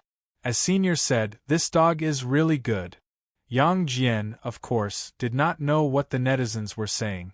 Otherwise, he might not be able to control himself and kill the Celestial Dog. With a dark face, Yang Jian grabbed the Celestial Dog by the neck, stepped on an auspicious cloud, bid farewell to Bufang, and flew away in a flash. Damn it! This is so embarrassing! As he watched Yang Jian leave, the corner of Bufang's mouth twitched. Yang Jian did not have much killing intent, and he was just doing his job. Besides, the Celestial Dog looked a little like Blackie, which made Bufang miss it a little. That was why he let Yang Jian go. Of course, it did not make any difference. The Empyrean fairy was a little sad. Why didn't I keep a black dog? Why did I bring a little bird out? After Yang Jian left, Bufang landed beside Chief Luo and the others with his men. This battle had finally come to an end, and Bufang had successfully awakened the White Tiger's artifact spirit. Now, only the Black Tortoise and Nicholas the Handsome Dragon were left. Bufang narrowed his eyes. He left with Chief Luo and the others and returned to the base in Jiangdong. The Empyrean fairy followed you, feeling a little sullen. She did not dare to have any disloyal thoughts. The silver flame between her eyebrows was too terrifying. On the way back, Bufang had asked her questions, and the Empyrean fairy had answered them truthfully. She did not dare not answer them. After all, the divine flame was like a knife hanging over her head. The immortal mountain of Kunlun, the immortal island of Penglai, Bu Fang, was sorting out the information given by the Empyrean Fairy. According to the Empyrean Fairy, there were immortal emperors in both forces. However, because of the ancestral planet, the immortal emperors could not make a move. Bu Fang also learned from the Empyrean Fairy that they had returned from the primitive universe. This gave Bu Fang more and more information. The corner of his mouth twitched slightly. Sure enough, the vastness of heaven and earth was beyond his imagination. The universe he had been in was called the chaotic universe. There was also the soul demon universe, the universe where you and the cursed goddess were, and now the primitive universe. As for the universe where Earth was, the Empyrean Fairy could not explain it. She called Earth the ancestral planet. Bu Fang did not delve into it. There were many secrets on Earth. Bu Fang was not in a hurry. He could take his time to explore them. In the conference room, the Empyrean Fairy sat uneasily on one side. The young man in front of her, who had restrained his aura, made her feel a pang of fear. She knew that he was definitely not from the primitive universe. If he was from the primitive universe, she would have known him. Besides, she knew almost all the immortal emperors of the primitive universe. The young man in front of her seemed to be full of mystery, and his power system was not something she was familiar with. For example, at this moment, she could not sense Bu Fang's strength at all when he had restrained his aura. It was as if Bu Fang was just an ordinary person. He was too cunning. How could an immortal emperor suddenly attack like an ordinary person? Even an immortal emperor would be tricked by him. Just as the Empyrean Fairy was lost in thought, Chief Luo opened the door of the command room and walked in with a look of fear on his face. Senior Bu, Chief Luo wanted to say something, but stopped on second thought. What's wrong? Bu Fang, who was lying lazily in a chair, asked in confusion. The Western Church has sent you an invitation to appraise a divine artifact. Do you want to take a look? Chief Luo took a deep breath, then flipped his hand. In his hand was an envelope. On the envelope was a cross pattern of two swords stacked together. When Bu Fang's eyes fell on it, the cross pattern suddenly burst into a divine light. Like a sharp sword, it thrust toward Bu Fang's divine sense. Chapter 1636. He could not believe that there was a hidden trick in the invitation. Chief Luo had never thought that the invitation from the Western Church would contain such a trick. Senior, watch out. Chief Luo's expression changed in an instant. The Western Church's foundation was unfathomable. On Earth, where spiritual energy had recovered, it was definitely a big shot. No one dared to underestimate the means of such a force. I'm fine. Bu Fang looked at the glowing cross calmly. There was no killing intent, which meant that the cross did not contain any killing intent. That was normal. After all, the Western Church was not a fool. The scene of Bu Fang slaughtering people in India had gone viral on the internet. It was impossible for them not to know about it. Unless an immortal emperor came in person, a mere invitation could not cause any harm to Bu Fang. That was indeed the case. When the light beam shot out of the cross and approached Bu Fang with a flick of Bu Fang's finger, it shattered into pieces. With a crackling sound, the light dissipated. It was as if a beautiful firework had been set off and scattered. It was so beautiful that it could not be compared to anything else. Those scattered specks of light turned into a blurry figure. It was an old man with a white beard and a red robe. The old man looked at Bu Fang with a kind face and a ruddy complexion. It was as if he was talking to Bu Fang from a long distance away. Dear Mr. Bu Fang, I'm Cardinal Hoggins of the Holy Church. The old man bowed slightly, showing great respect to Bu Fang. Bu Fang was taken aback as well. He could feel the highest respect from the old man. Since one would not hit a smiling face, Bu Fang could only look at the old man indifferently. Out of the 4 great sage artifacts that dominate the spirit chi on Earth, you are in control of 2 of them. You are the one chosen by the heavens.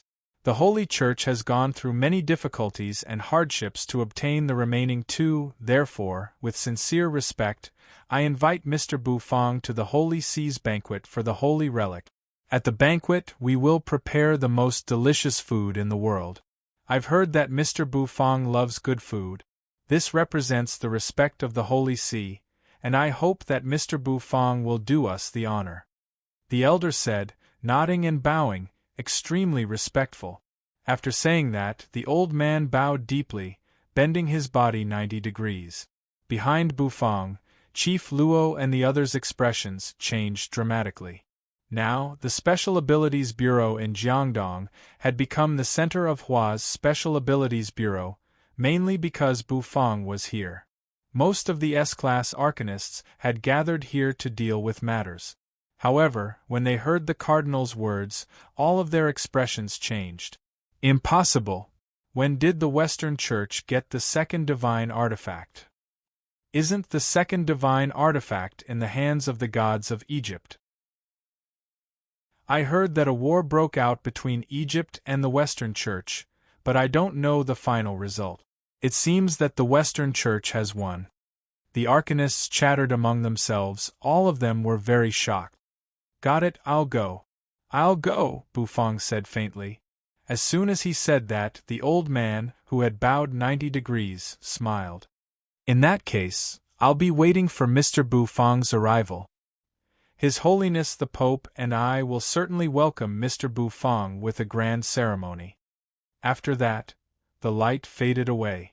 The invitation lost its luster and fell into Bufang's hand. Senior, are you really going?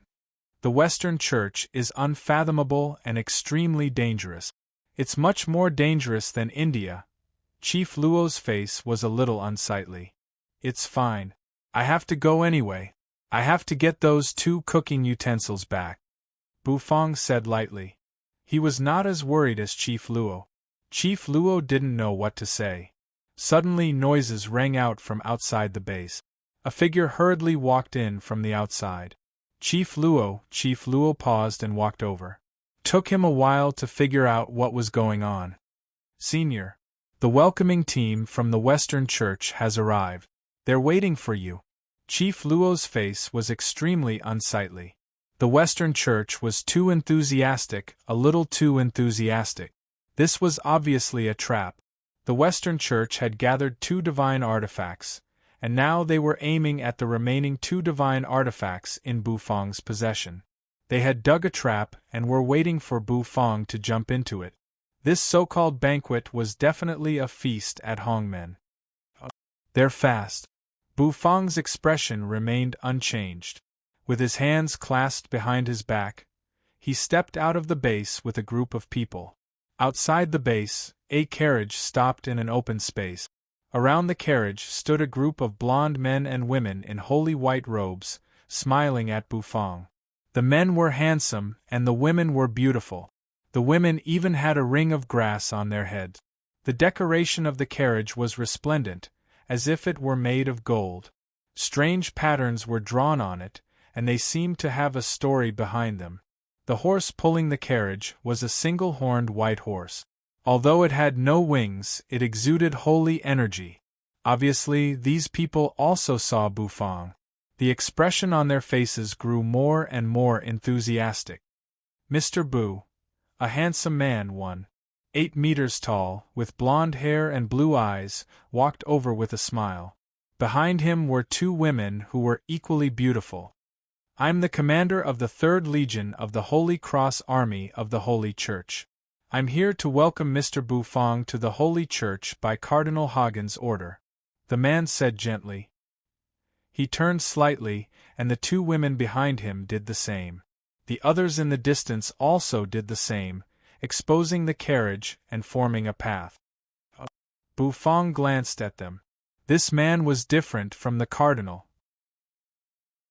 Although he sounded like he was inviting her, his tone was very oppressive. It seemed to be provocative and unconvinced. The corner of Bufang's mouth rose slightly. A carriage. Bufang glanced at the man. The man froze.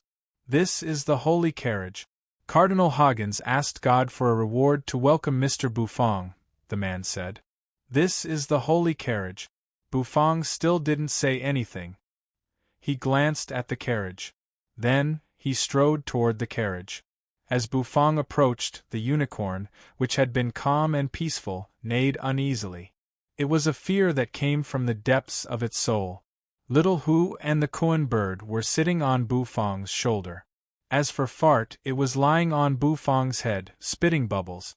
As Bufong approached, the unicorn paced restlessly, as if it wanted to get away from Bufong. The man controlling the unicorn struggled to hold the reins. Bufong raised his hand and gently patted the unicorn's head. Only then did the unicorn calm down. The two women hurriedly reached out and pushed the door of the carriage open. Bufong stepped inside. You followed him. However, when she was about to get on the carriage, she was stopped by the man. Cardinal Hoggins has only invited Mr. Bufong, and only Mr. Bufong is allowed to get on this carriage, the man said. Let her go. Let her go. Your bishop won't refuse. Bufong's faint voice drifted out of the carriage. The man was taken aback. He opened his mouth and wanted to say something. Suddenly, you gave him a cold glance. The man felt his hair stand on end. Suddenly, a golden pattern appeared between his eyebrows. His aura fluctuated, and a large silver sword suddenly appeared in his hand. Get lost, you said. She spat out one word. The next moment, she raised her arm and flicked it toward the man. The man raised his greatsword to block the finger. A loud bang rang out. The man felt a tremendous force coming at him. The greatsword in his hand was twisted by the force. The man took a few steps back. Every step he took caused the ground to shatter. Nethery glanced at him indifferently and didn't bother to pay him any attention. Then, she got into the carriage. The man was angry, but he was also shocked by Yu's strength. She had almost knocked him away with just a finger. Of course, this was also because he had not received the power of the god. He was only a mortal at the moment. But as the chosen one, he was not weak. Senior Bu, wait for me. I want to go with you. In the distance, Xiao Ai, who was holding the camera, suddenly ran over excitedly. She ran all the way, trying to get into the carriage. The man's face darkened. Do these people think anyone can get into this carriage? The man raised his hand, trying to stop Xiao Ai. However, Bufong's faint cough rang out of the carriage. The man's pupils constricted. A terrible pressure struck him, and his body became heavy. With a rumble, he fell to his knees. The ground burst open in an instant. His whole body was cold, and he did not dare to breathe loudly. It was too terrible. Was this the aura of an immortal emperor of Hua? Just a cough was enough to make him feel like he couldn't move. Xiao Ai happily jumped into the carriage. The man was powerless to stop her. With her hands clasped behind her back, the Empyrean fairy stepped on the ground and walked toward the carriage. She had never ridden in a carriage of the Western Church before. The man didn't know what to say anymore. Out of habit, he tried to stop the Empyrean fairy. However, the Empyrean fairy's strength was not something he could stop. She glanced at him, and the terrible pressure almost made him vomit blood. The Empyrean fairy also jumped into the carriage. The carriage fell silent in an instant. The man got up from the ground, his face dark. His subordinates were all looking at him. Let's go. Bring our distinguished guests back to the Holy Church. The man's face was dark, and his eyes were cold. Buzz, immediately, the women sped away. They scattered petals and played music. The unicorn neighed, stomped on the void, and soared into the sky. The wheels of the carriage began to spin. The unicorn pulled the carriage up into the sky as if it were walking on a colorful path. The man followed. Down below, Chief Luo and the others had complicated expressions on their faces. Senior is indeed a senior. His indomitable spirit is admirable. I wonder if it's a blessing or a curse for me to go to the Western Church. The Western Church is much more difficult to deal with than the gods of India. Besides, it also has existences comparable to Hua's immortal emperors. In the immortal mountain of Kunlun, in an immortal temple, a woman with her hair tied up in a bun was shrouded in a cloud of smoke. She held an invitation in her hand. The Western Church. Haha. On the immortal island of Penglai, the Taoist with a light disc on his back had just finished his sermon. A golden invitation hovered in front of him. The restraints of heaven and earth on us are getting weaker and weaker. It's time to strike. That evil man has 2 divine artifacts, and so does the Western Church. This time, the 4 divine artifacts that dominate the ancestral planet's spiritual energy will be gathered, and they will all belong to me.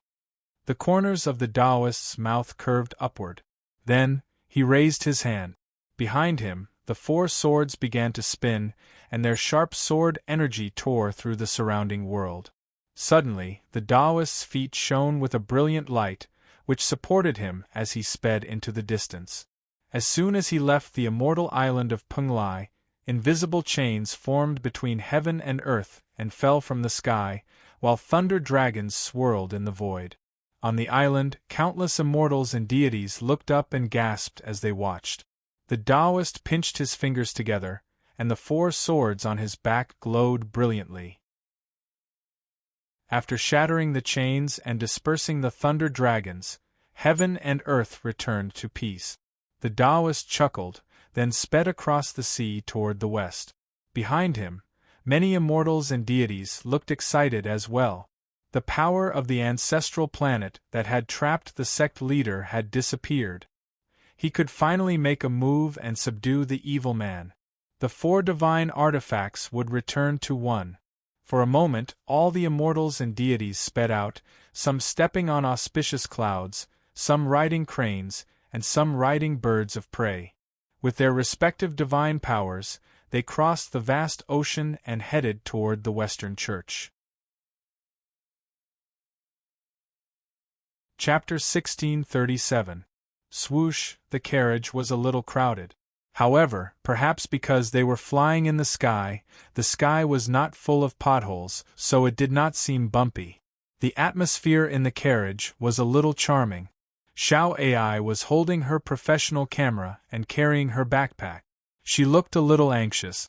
She raised her head and glanced at Bufang, who was standing next to her. Her heart was pounding. Intimate contact with the senior? Looking up at the senior's heroic posture, it was so exciting. Xiao Ai's girlish heart was already a little excited. However, when she glanced at Yu, who was next to Bufang, her dark eyes were as deep as a black hole, making Xiao Ai feel cold all over. The Empyrean fairy lay down lazily and stretched her legs. Her elegant gaze made Xiao Ai feel ashamed of her inferiority. Well, she was still a little whimsical. At this moment, Bufang's expression did not change at all. Because of the crowded carriage, the atmosphere was a little charming. At first, Bufang was a little not used to it. However, Bufang frowned, closed his eyes, and began to meditate and cook in his mind. Dishes of delicious food were simulated in his mind. That uncomfortable atmosphere was forgotten by Bufang. The carriage was moving. The unicorn galloped with all its might in the void.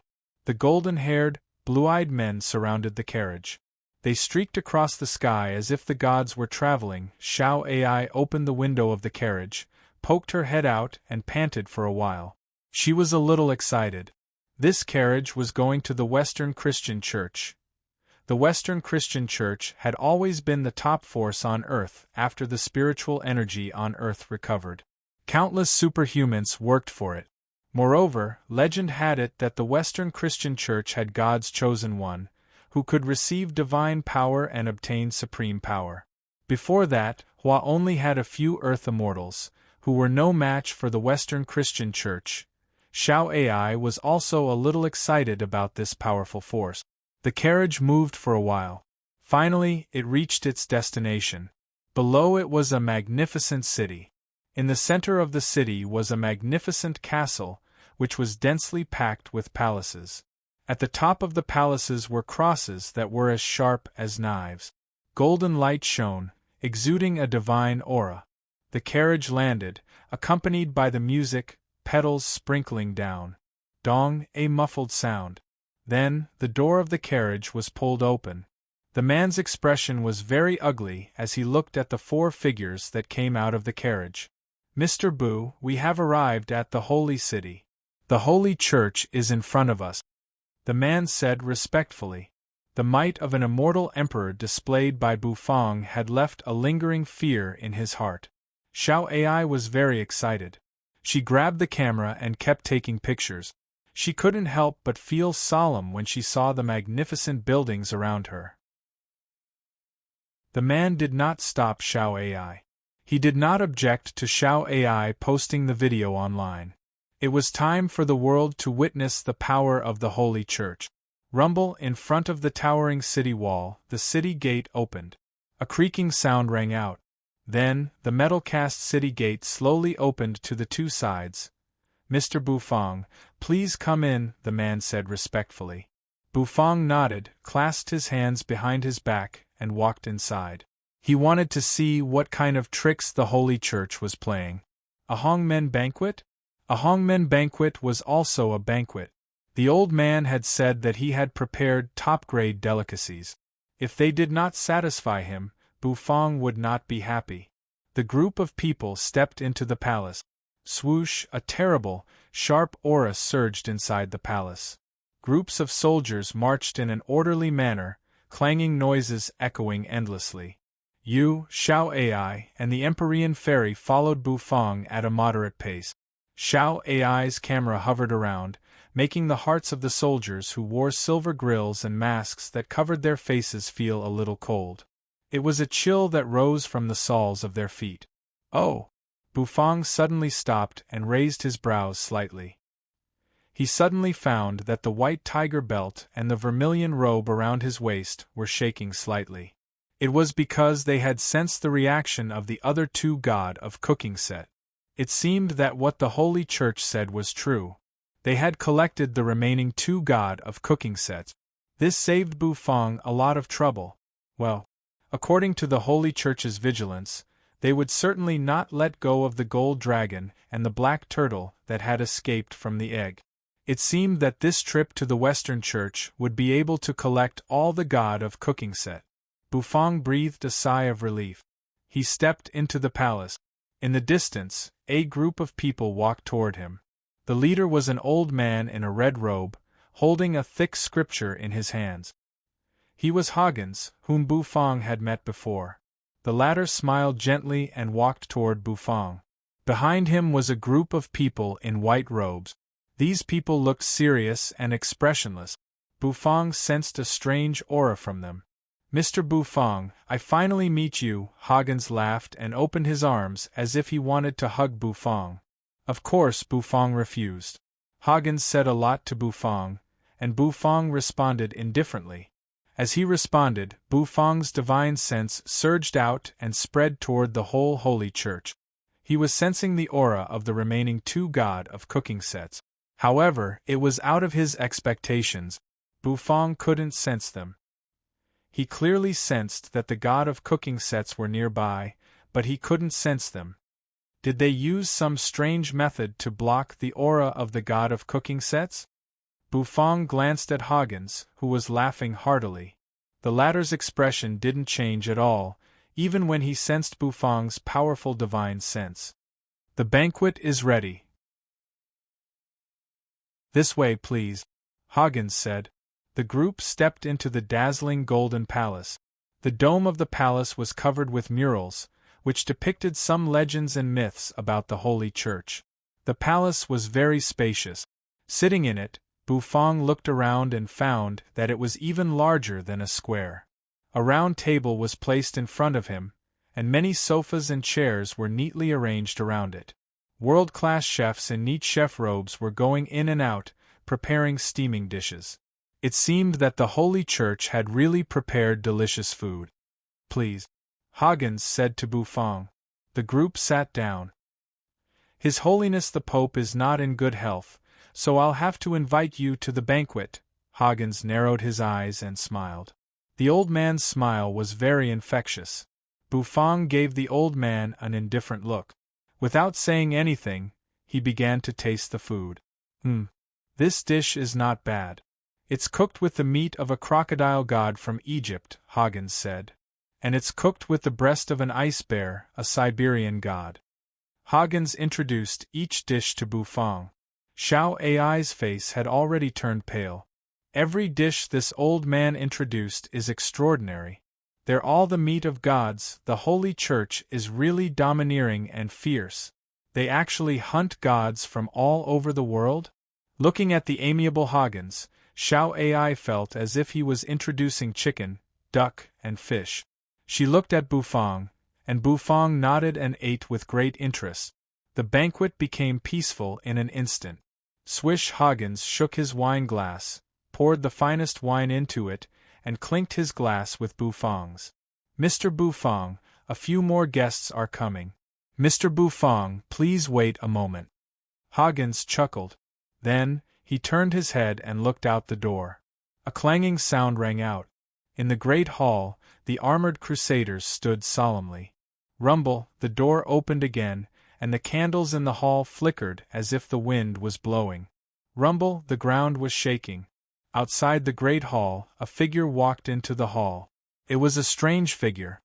His upper body was naked, and he carried an axe dripping with blood on his back. However, his head was not that of a human, but a gray dog's. The dog's eyes were scarlet, and an aura of death was slowly flowing over his body. As soon as he stepped into the hall, it caused the entire hall to tremble. Swish, the scripture in Huggins's hand glowed. However, the old man's expression remained unchanged, and he was still smiling peacefully. Bufang's expression did not change, and he was still eating.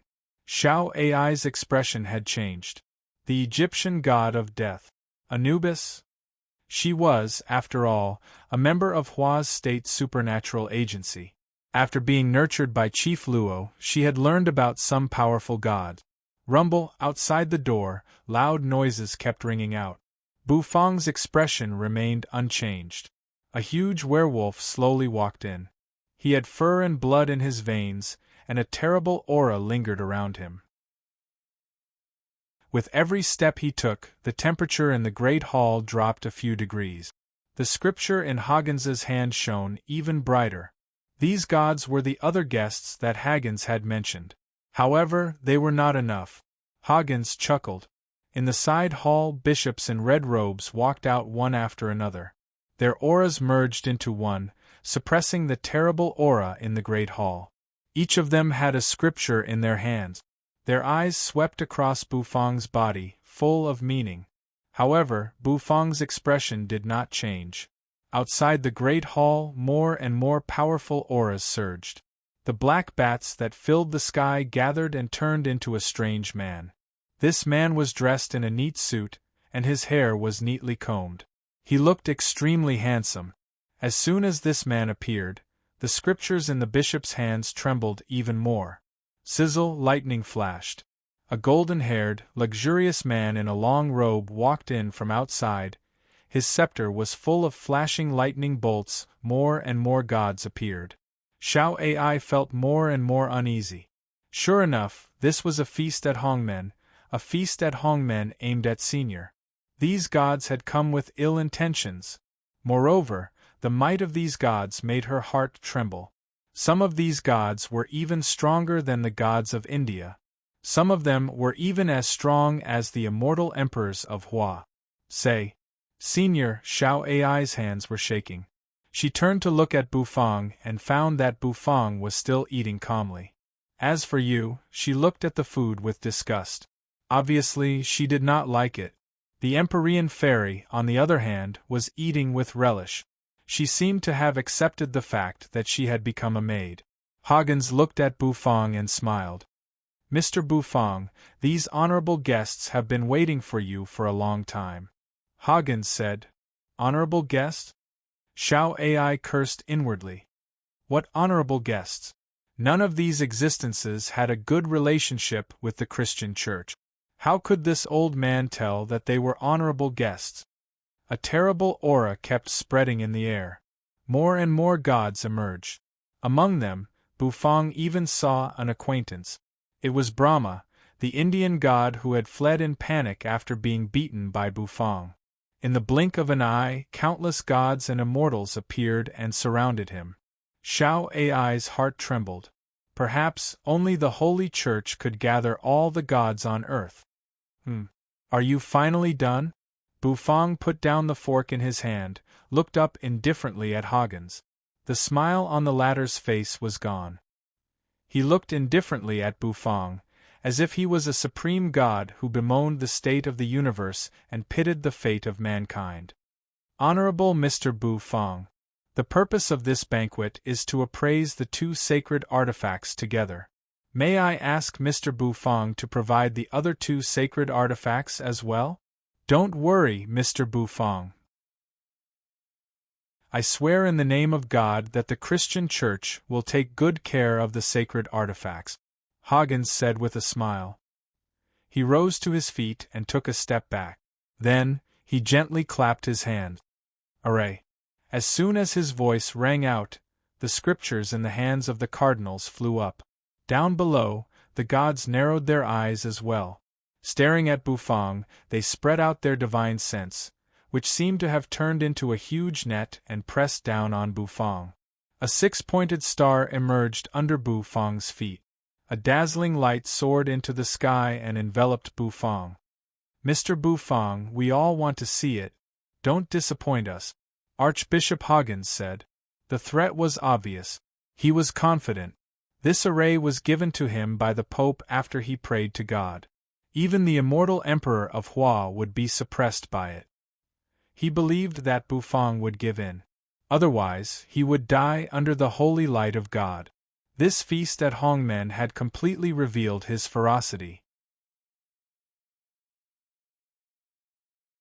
Chapter 1638. He turned his head and saw Bufang. After all, this immortal had two holy artifacts. Of course, this was not the aura that Bufang was paying attention to that made him a little afraid. It was calm, as if he was talking about his daily life. Your words are a little harsh. The Holy Church sincerely invites you. You don't have to hurt us with your words. Bufang rose to his feet and gave Huggins an indifferent look.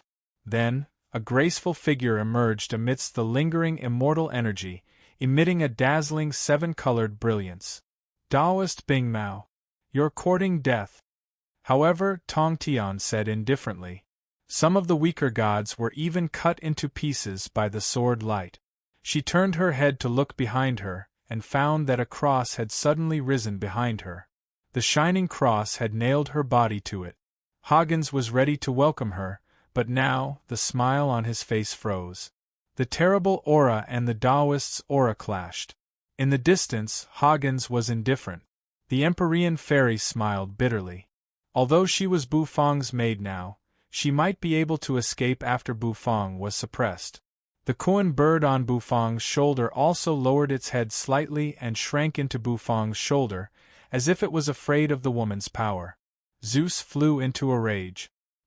He slammed his scepter down, and a bolt of lightning emerged in his hand, sweeping toward Tong Tian.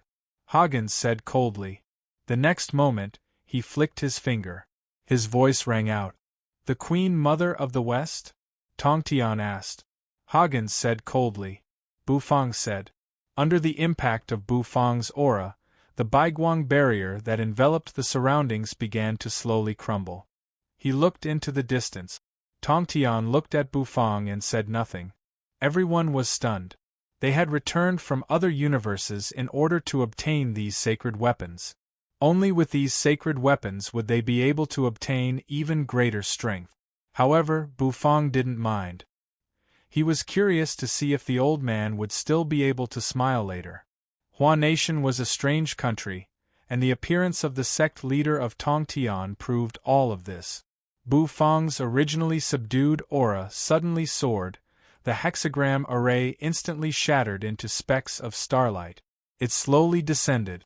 I have to say, you are very confident. However, it is precisely this confidence that has consigned you to eternal damnation. The cardinals behind him floated up one after another. Their eyes shone with golden light as they stared at sect leader Tong Tian. Suddenly, the Taoist said calmly. His voice was deafening. Archbishop Hoggins narrowed his eyes in fear. Perhaps Bufang was too confident in his own strength. His life on earth had been smooth sailing, and he had forgotten some powerful existences. In the sky, the Empyrean fairy took a deep breath and said. It was as if a supreme existence had awoken. She couldn't move. In midair, an old man clad in a golden robe with disheveled hair approached. Bufang clasped his hands behind his back and walked unhurriedly out of the array. As soon as the Taoist appeared, "You are that evil man. The evil man who killed my immortals?" The old man's smile really annoyed Bufang. Perhaps he was the Taoist behind him, the supreme existence who had returned from the primitive universe and had been bound by the power of the ancestral planet. He turned and faced the door. The Empyrean fairy felt a surge of pleasure in her heart. Among the existences who had returned to the ancestral planet this time, Tong Tian was the strongest. Then, he turned his eyes and glanced around. The hot-tempered Empyrean fairy could not swallow this. His body grew to 10,000 feet in a flash. Holding the axe with both hands, he slashed it toward the sect leader. This was the strongest immortal Bufang had ever met. His aura was comparable to that of a heaven god, but he was not yet a heaven god, only an immortal emperor. He let out a long roar. However, he did not refuse the Holy Church's invitation to join them in dealing with this immortal from the Eastern Hua nation. As long as the sect leader nodded, Bufang looked up. Kill the evil man and take the sacred artifact? As soon as he said that, this Taoist had quite a character. The golden-haired man holding the scepter looked indifferently at Bufang. Zeus was an immortal emperor-level existence. Tong Tian is still the sect leader. Even this evil man. Does he have to protect his people? It's a phoenix, but it's completely different from the one he met before. The Holy Church has captured this evil man. If you don't want to join us, please leave. It would make sense if the Queen Mother of the West was willing to do anything for the sake of power. For the sake of so-called rules and face, she would even torture mortals. Thousands of rays of light flashed and fell. She was no stranger to the Queen Mother of the West. 4 swords fell from the sky. Bufang seemed to have guessed the Taoist's identity. It was the immortal extinguishing sword of the 4 immortal swords. Death, Anubis, Zeus, Cain, and the other foreign gods were also looking at him. The Empyrean fairy's eyes lit up. A 7-colored phoenix flapped its wings. Trapped in the 6-pointed star array like Bufang, the Empyrean fairy's pupils constricted as she murmured, "The Queen Mother of the West, A round of sword light sped over. The dazzling sword light tore through the sky and floated in the void. The golden-robed Pope said nothing. The Taoist murmured indifferently. However, Tong Tian was the leader of a sect. How could he be easily invited? If the evil man wants to capture them, I'll do it myself. The 4 great divine weapons belong to Cathay as well. Hand them over obediently. Xiao Ai was a little frightened. That was why she always disliked the Queen Mother of the West, even though she could not defeat her. With Tongtian's status, how could these little yellow hairs invite him? The Taoist glanced at the Pope and ignored him. Then, his eyes turned and fell on Bufang. He was also furious. Is the so-called divine artifact really that important? All the gods made their moves.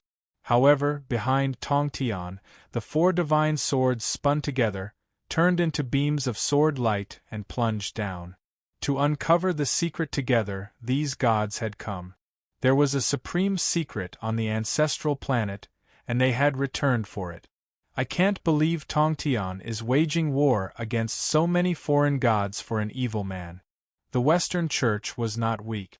Perhaps only by gathering the 4 divine artifacts of the great sage could they discover and study the secret.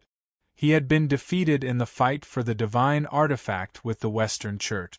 The Pope focused his eyes. Clutching his scepter, he smashed it down. A powerful shockwave spread through the void. The golden-robed Pope grabbed his scepter as well, and the gems on it shone with a brilliant light. In the depths of the Western Church's palace, that evil man is hateful, but who do you think you are? Do you think you are worthy of attacking the immortals of Hua? This is an internal affair of the immortals of Hua. What does it have to do with you gods? Hagens said, looking at the sect leader with a fiery gaze. The god of death, Anubis, suddenly grabbed the axe that was bleeding from its back. Blood immediately gushed out from the axe. The Pope was now a clone of God. He was supreme and could suppress everything. A rumbling sound rang out in the distant sky. Tong Tian. Sect leader. The Queen Mother of the West hesitated for a moment, but in the end she chose to watch the battle. Archbishop Hagens was very respectful. He glanced in surprise at Tong Tian, who was hovering in the sky. The Empyrean fairy looked puzzled. Down below, Bufang frowned. Down below, Bufang raised an eyebrow and glanced at the Taoist. However, they realized that they had easily smashed the cross into pieces. Bufang narrowed his eyes. Bufang clasped his hands behind his back and looked at Hagens. He was even ready to unleash his power. He felt that this matter was indeed a little tricky. Hagens said, "Capture this evil man. Let's get rid of this troublemaking Taoist first, and then we'll take the sacred artifact." They could feel the aura of the sacred artifact emanating from Bufang. Bufang's eyes burst into golden light as he activated the god of cooking's eye. It was like a stone thrown into a pond, stirring up ripples. Divine power slowly flowed through Bufang's body. It suddenly collided with the sword. She had long been annoyed by these foreign gods. The other foreign gods were also slightly taken aback. They shot forward in a flash, whistling through the air. As soon as he finished speaking, Tong Tian said, "Since Bufang could sense it, so could Hagens." Down below, the Taoist nodded at the Queen Mother and greeted her with 4 swords hanging on his back. This sect leader was definitely a threat to him. Evil men are hateful, but since I've met the immortals of Hua, I won't let you lowly gods bully the immortals of Hua. With a glance, he saw through everything and understood everything. Your Holiness! Xiao Ai felt a little regretful. Was she a little weak? I specially invited a supreme immortal to come to the Holy Church to taste the 4 divine artifacts of the great sage. Now, the remaining 2 sacred artifacts are in this evil man's hands. Kill this evil man, take the sacred artifacts, gather the 4 divine artifacts of the great sage, and let us experience the miracle of the ancestral planet together. That array was a gift from God. In his eyes, Bufang had been captured. Hagens smiled warmly. He grabbed the scripture, which kept turning its pages. Golden characters flew out of it, converged, and formed a series of profound mysteries. The immortals of Hua were being bullied by their own people and foreign gods. She turned to look at Bufang Yu and the others. Bufang twitched the corner of his mouth. His eyes scanned the crowd, and his expression grew serious. Rumble, he's a little strong. That aura, he was actually able to force many deities to retreat continuously. As Bufang watched Tong Tian fight with a group of gods, the corner of his mouth curved upward.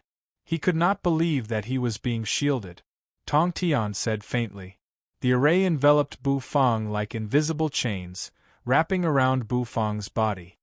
Queen Mother of the West, long time no see. Buzz, a green sword shot out from his back. As soon as the Taoist appeared, the spiritual energy of heaven and earth in the world began to boil. Down below, the foreign gods came to their senses immediately. Sitting on the phoenix's back, the corner of the Queen Mother's mouth twitched. The honored guest of Hua is here. Are you really not going to hand over the 2 sacred artifacts? There are so many gods here. Do you think you can escape? The gods in the great hall watched with a faint smile on their faces. Were they tempted by benefits? They had never underestimated the immortals of Hua. Even when facing Bufang, Hagens had carefully set up a trap. However, the sacred artifacts had gathered all the spiritual energy on the ancestral planet, so they were not ordinary. Hand them over. Hand them over, and you don't have to die. Even Bufang sucked in his breath when he sensed his aura. However, for some reason, she felt a little aggrieved. The roof of the Western Church exploded in an instant. Sure enough, Tongtian's shielding hasn't changed. In ancient times, during the War of Investiture of the Gods, he was famous for that. Although he didn't manage to save a few immortals in the end, his temperament hasn't changed. According to their research, the sacred artifacts could not bring them any great improvement in strength. Blood flowed from the axe, and countless souls wailed, turning into a sea of death. The Queen Mother of the West nodded. Of course, she would not offend Tongtian. His eyes narrowed. Tongtian is right. This is an internal affair of the immortals of Hua. What does it have to do with you gods? The Western Vatican could even invite the sect leader of Tongtian? Bufang narrowed his eyes. Who did you say was captured? Huggins paused. Honorable Supreme Immortal of Hua. I'm Archbishop Huggins of the Western Church, God's traveler in the human world. That doesn't make sense. Tongtian's hands hung on his legs, his eyes indifferent. There, all of them seemed to be showing friendly emotions. Bufang was taken aback. With his divine sense, he sensed an extremely terrifying aura. The phoenix had the prestige and aura of a heaven god. It was almost no different from the aura of a heaven god. Flames spread just when Bufang was about to make a move. A silver flame lotus spun around Bufang's body. A Taoist in a Taoist robe sat cross-legged in an auspicious cloud, and a seven-colored light disk flashed behind his head. Chapter 1639. The Western Vatican had always ruled the Western special ability world, and it was not just because they were powerful. It was not only because of their strength, but also because of their different methods. The Western Christian Church had many troops, such as the Holy Crusaders, the Chosen Ones, the Holy Knights, the Adjudicators, and so on. They had developed for a long time, and their methods were also unique. Otherwise, the Western Christian Church would not have been able to snatch 2 holy artifacts from so many competitors. They even coveted the remaining 2 holy artifacts, so they invited Bufang. They had specially set up an extremely powerful binding array for Bufang. The array was a gift from God, and it could seal everything in the world. Archbishop Huggins had always been confident because of this array. He naturally did not dare to underestimate the immortals of Hua, but he was more proud of the means of his own God. However, at this moment, Huggins' heart began to beat inexplicably. He looked into the distance. There, Bufang walked out of the array step by step. The complicated patterns on the hexagram array burst into pieces like broken glass. Bufang walked out unhurriedly. Behind him were Yu and the Empyrean Fairy. Little Hu and Xiaopi were lying on Bufang's shoulders, while the Kuan Ping hovered over his head. Xiao Ai panted violently behind him. Her eyes were filled with horror. However, she could feel that the binding force on her was gone, and the strange force that seemed to crucify her was gone. Just now, she almost thought that her soul was about to be nailed to pieces. After taking a few deep breaths, she quickly grabbed the camera. She was very excited because she knew that Bufang was going to show his true strength again. It was a clash between the gods of the East and the West. However, there was only one immortal in the East. That was Tongtian. Before Bufang joined the fight, he had already defeated Bufang. Tongtian was very calm. He sat cross-legged in midair. The 4 swords above his head kept spinning, turning into beams of sword light and ripples that suppressed the many gods. Boom, boom, boom. Many of the gods present were at the level of an immortal emperor, but even so, they could not suppress Tongtian. The Queen Mother of the West watched from the void and sighed. He was indeed the sect leader of Tongtian. The Egyptian god of death, Anubis, wielded an axe that could crush a person's soul. Then, He swung it up and slammed it down on Tong Tian as if it was going to crack a mountain. Tong Tian sat cross-legged, his fingers moving in the air. In an instant, the sword light wrapped around death god Anubis. Every sword light caused fresh blood to spurt out from Anubis' body. How dare you mongrel gods humiliate the immortals of Hua and covet the divine artifact of our ancestral planet? The Tongtian sect leader curled his lips. Zeus waved his scepter and summoned countless bolts of lightning, blue, purple, silver, gold, various colored lightning bolts contained supreme pressure as they swept down, destroying the heavens and earth. Under normal circumstances, the Christian church should have long been reduced to ruins. However, the entire church should have been enveloped by a mysterious formation spell. It actually protected the church, allowing the attacks to land on it without causing any damage. Cain was the ancestor of the vampires. He possessed supreme power, and he was an evil spirit wanted by the Christian church.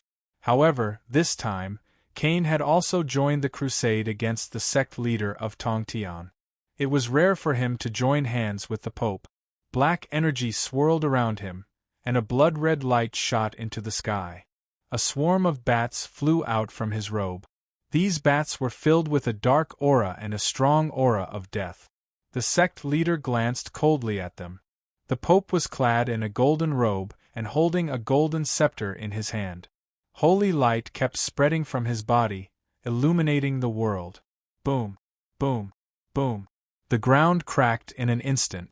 Beams of golden light surged up from the ground, mixed with the dark energy, and shot toward the sect leader.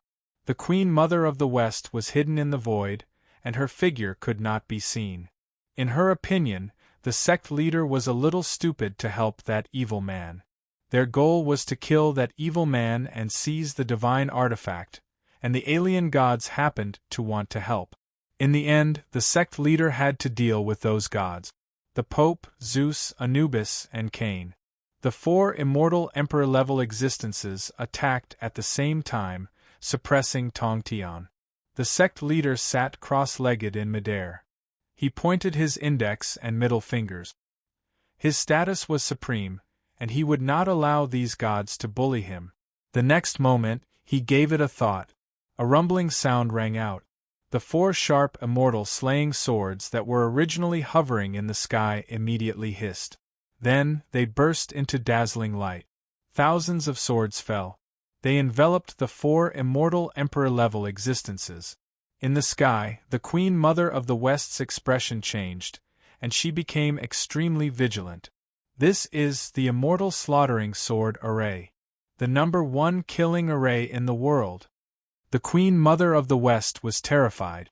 The immortal slaughtering sword array was the sect leader's forte, and it could kill gods and immortals.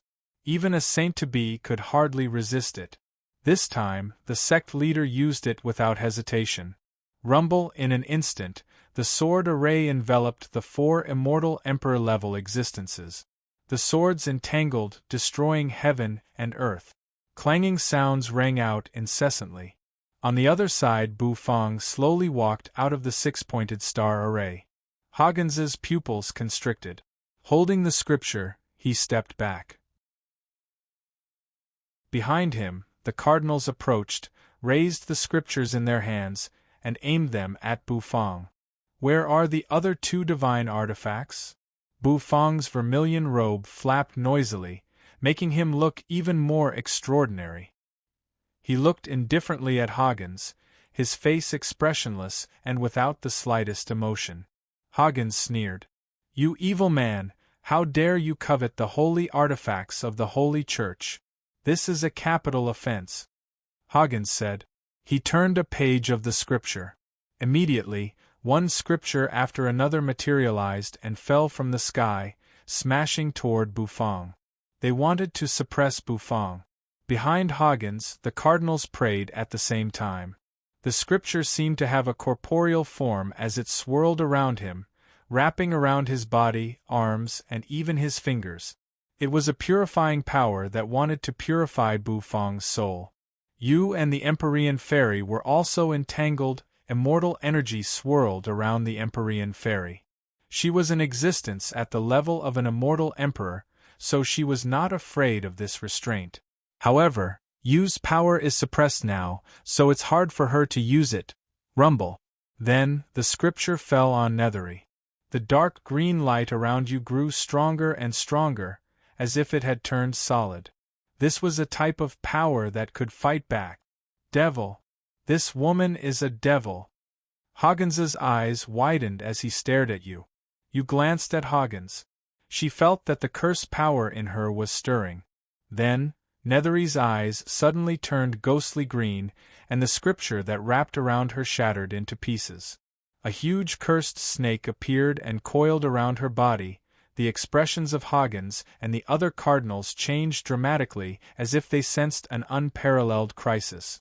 The curse aura on you made them uneasy. Bufang took a step forward.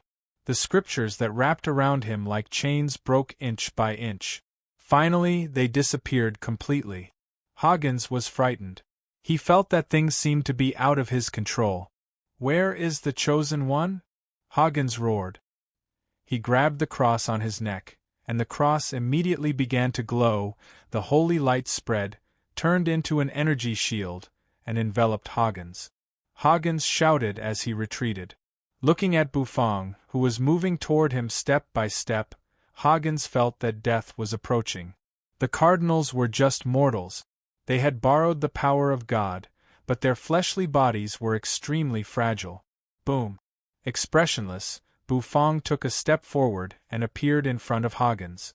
Bufang raised his fist and punched the shield. A loud boom rang out. Hoggins felt his whole body shake. Then, the cross was covered in cracks and shattered with a loud rumble. "Where is the chosen one? Where is the chosen one?" Hoggins screamed in horror. Bufang broke the shield. Hoggins took a few steps back and fell to the ground. "Tell me, where are the other two sacred treasures?" Bufang looked down at Hoggins and said indifferently. Hoggins shook his head, refusing. Suddenly Hoggins's face changed. Behind him, two figures suddenly appeared. These two figures held slender long swords and fiercely stabbed toward Bufang, the chosen one. "Kill him for me. It's time to offer your power to God." Hoggins retreated and dashed away. At the same time, the attacks of the two figures holding long swords suddenly landed on Bufang's body. A clanging sound rang out.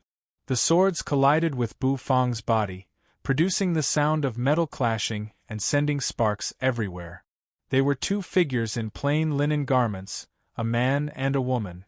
They looked like ordinary people. However, as Bufang's eyes were fixed on them, their auras skyrocketed. "Blasphemers! Die!" they said in unison. As soon as their voices rang out, boundless energy began to continuously sweep and boil from their bodies. Swoosh, behind them, white angel wings spread out. 1 pair, 2 pairs, 3 pairs, there were 3 pairs in total. 6 wings. These two were the chosen one, 6-winged angels. As the light of divinity sprinkled down, the two figures burst out and approached Bufang at high speed. God's chosen one was the main pillar of the Vatican. Those angels that came from God's side made the Vatican a supreme existence. All of a sudden, the pupils of the two 6-winged angels constricted, because their galloping figures suddenly stopped. They felt suffocated. Boom! No one knew when Bufang had approached them. He raised his hands. Then, he grabbed their necks and smashed them to the ground. Bang! The ground exploded. The pure white feathers immediately fluttered in the air. "Birdman," Bufang said casually. As soon as he said that, he raised his hands and slapped the heads of the two angels. Bang! The two angels turned into millions of specks of white light and disappeared in the distance. Hoggins, who had escaped with his life, was terrified. Why couldn't God's array control him? Why could the 6-winged angels be killed so easily? Was this the power of an immortal emperor of Hua? Bufang looked at Hoggins indifferently. You emerged behind Bufang. The green cursed snake on her body hissed and lunged at Hoggins. Bufang didn't make a move. He just watched. You, who had recovered her strength, wasn't someone Hagens could deal with. The Empyrean fairy, who was standing next to you, was also shocked by Yu's strength. She had always thought that this woman only had a strong body. She didn't expect that her strength was so terrifying as well. The green snake was filled with the power of the curse, which made the Empyrean fairy's heart palpitate. She could die as soon as she touched it. Boom! The moment the cursed snake approached Hagens in the sky above the Christian church, suddenly, the light was torn apart. A clanging sound rang out. A divine sword burning with golden flames slashed down from the sky and landed in front of Hagens with a loud bang. Hagens was sent flying by the blast.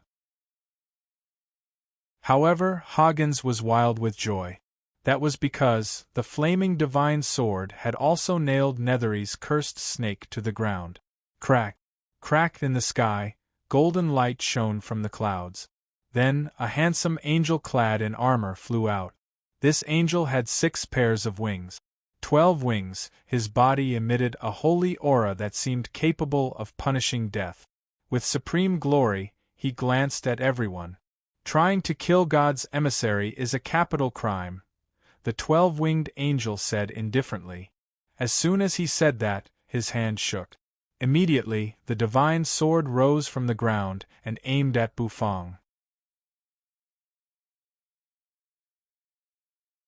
Chapter 1640. According to the records of the Christian Church, 12-winged seraphs were the strongest existences under God's command. They represented God and maintained justice in the world. The 4 great 12-winged seraphs were the leaders of the angels, and each of them possessed supreme power. Hagens's eyes burst into bright light as he looked at the 12-winged seraph in the sky. "Your Excellency Michael." Hagens bowed respectfully, holding the scripture against his forehead. His face was full of fanaticism and respect. In the clouds, Michael, the 12-winged seraph, glowed with dazzling golden light. He was a god himself, the protector of God. Hagens was not the only one who came up with the plan this time. Even God was afraid of the immortals and deities of Hua, and a large part of the plan was given to Hagens by God to deal with Bufang. To seize the remaining 2 divine artifacts. Those 2 divine artifacts had fallen into God's hands. As long as they gathered the 2 divine artifacts of this Hua immortal, they would have gathered the 4 great sage divine artifacts of the ancestral planet, and all the secrets would be revealed. Mi Jialai was very handsome, so handsome that he seemed to be out of this world. His entire body seemed to be glowing. His whole body seemed to be glowing. The flaming divine sword was aimed at Bufang. It was Michael's weapon, the sword of judgment, which God had given to him as a weapon that could cut through all illusions in the world. It possessed supreme power. In the sky, Michael's slender figure looked indifferently at Bufang. "Go." He raised his finger slightly. Then, the sword of judgment sped toward Bufang. The whistling sound caused the air to shatter into pieces. Mi Jialai was confident that he could suppress this Hua immortal. He was a seraph, the strongest and sharpest weapon under God. In terms of strength, he was comparable to the immortal emperor of Hua. Rumble! The divine sword whistled toward him. The golden flame carried a sacred aura. It made you frown, a little disgusted. The Empyrean fairy's face was cold. A small lamp appeared in her hand, within which lightning was brewing. The sword made her feel threatened. 12-winged seraphim? Bufang narrowed his eyes. Looking at those shining white wings, Bufang's mouth twitched slightly. How about roasting angel wings? Bufang thought. However, this thought was quickly thrown out of his mind. Bufang was not interested in angel wings, nor did he have much appetite. Compared to the angel's wings, they were inferior to Garuda's wings. Boom! Bufang raised his hand. The clanging sounds continued to ring out. Bufang's hand shook. The Qilin transmigration ladle appeared in his hand. With a shake of his hand, the Qilin transmigration ladle spun in his hand. The tool spirit of the Qilin transmigration ladle was a Qilin, and it was not asleep. If Bufang wanted to activate it, he could do it at any time. He grabbed the Qilin transmigration ladle. Bufang heaved a sigh of relief as he faced the incoming divine sword. Like returning a baseball, he smashed it fiercely. The ladle collided with the godly sword. There was no fancy collision. A loud explosion rang out. In the sky, Michael, who had a perfect smile on his face, froze. He was horrified to find that ladle actually broke his godly sword. After colliding with the ladle, the divine sword, which should have been supreme and could cut all sins in the world, was broken in half. Michael took a deep breath. Suddenly, Michael's pupils shrank. After breaking the divine sword, Bufang walked toward Hagens, step by step. Hagens was God's messenger in the human world. How could he be killed by Bufang? That would be a disgrace to God. That was why Michael's wings shook. Like a baiguang, he appeared in front of Bufang in a flash, trying to stop Bufang. Stop! Michael shouted coldly. However, only a fist responded to him. It was a fist surrounded by yin and yang qi. The yin and yang qi seemed to be the purest energy flow in the world, and it came crashing down. Michael raised both hands. The bracers on his arms could help him block the punch. Bam!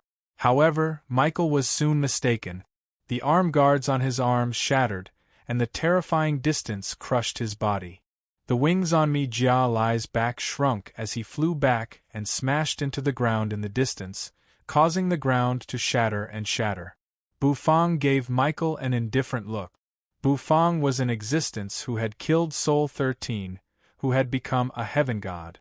This Michael was only an ordinary god emperor, and he could not even block one punch from Bufang. Tap, tap, tap, the clear sound of footsteps echoed in the broken hall. Soon, Bufang came in front of Hagens. Grabbing Hagens by the neck, he slowly lifted the ladder from the ground. You know what? I hate people who set me up the most. Do you know what happened to the people who set me up? Bufang looked expressionlessly at Hagens, who was being held up by him. Hagens's face was red as he clutched his neck and kept struggling. However, how could he break free from Bufang's grip? Earth's restraint on him was getting weaker and weaker. Bufang even felt that his strength had completely recovered, especially after the two fully awakened artifact spirits returned to him. Bufang felt that his current strength was no weaker than when he was in the chaotic universe.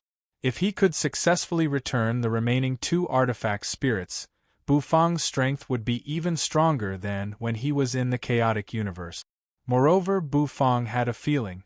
Once the four artifact spirits returned, he would have gathered the god of cooking set. He had a feeling that there was a surprise waiting for him. Bufang might not be as strong as a heaven god now, but he might not suffer too much even if he fought a heaven god. Hagens could not break free at all. Bufang sighed. In the distance, Michael rose to his feet. Flames were burning around his body. That was sacred fire, and it had gathered into a flaming long sword. Holding the sword with both hands, he slammed it down at Bufang. You sinful man! Die! Swoosh! As the sword slashed down, the whole Christian church seemed to be cut in half at this moment. The ground kept cracking. However, just as the sword was about to slash Bufang's body, Bufang grabbed the spatula and smashed it down again. The little spatula collided with the huge flaming sword. Sparks flew in all directions, and Bufang was instantly engulfed by the flames. Michael straightened his body, flapped his wings, and fluttered his feathers. Suddenly, his pupils constricted, because a miserable howl resounded. Bufang stood where he was, unscathed. As for Hagens, who was being burned by the flames, he let out a miserable howl. He rolled and crawled on the ground. In the end, he was burned to a crisp, losing all signs of life. Michael's face darkened. Did this mean that he was the one who killed Hagens? Damn it! Michael was furious. Boom! In a flash, his whole body was shrouded in flames, which could burn away all the sins and filth in the world. Michael was completely engulfed in flames. The angel's wings flapped. With a thud, Michael closed in on Bufang. Countless flames swept over. The Empyrean fairy's face changed slightly. She hurriedly threw out the small cup in her hand. Lightning shot out from it. However, when it hit Michael, it did not even cause the slightest ripple. It came with Michael's attack. The scorching heat kept burning and lingering. Swish, his vermilion robe fluttered. Bufang threw a punch. The yin and yang energy swirled around his Taotai arm, colliding with Michael's punch. A rumbling sound echoed, flames shot up to the sky in the distance. The experts of the Christian Church were all watching the battle. The minor gods who were invited by the Christian Church were also watching. Brahma Heaven's body was trembling.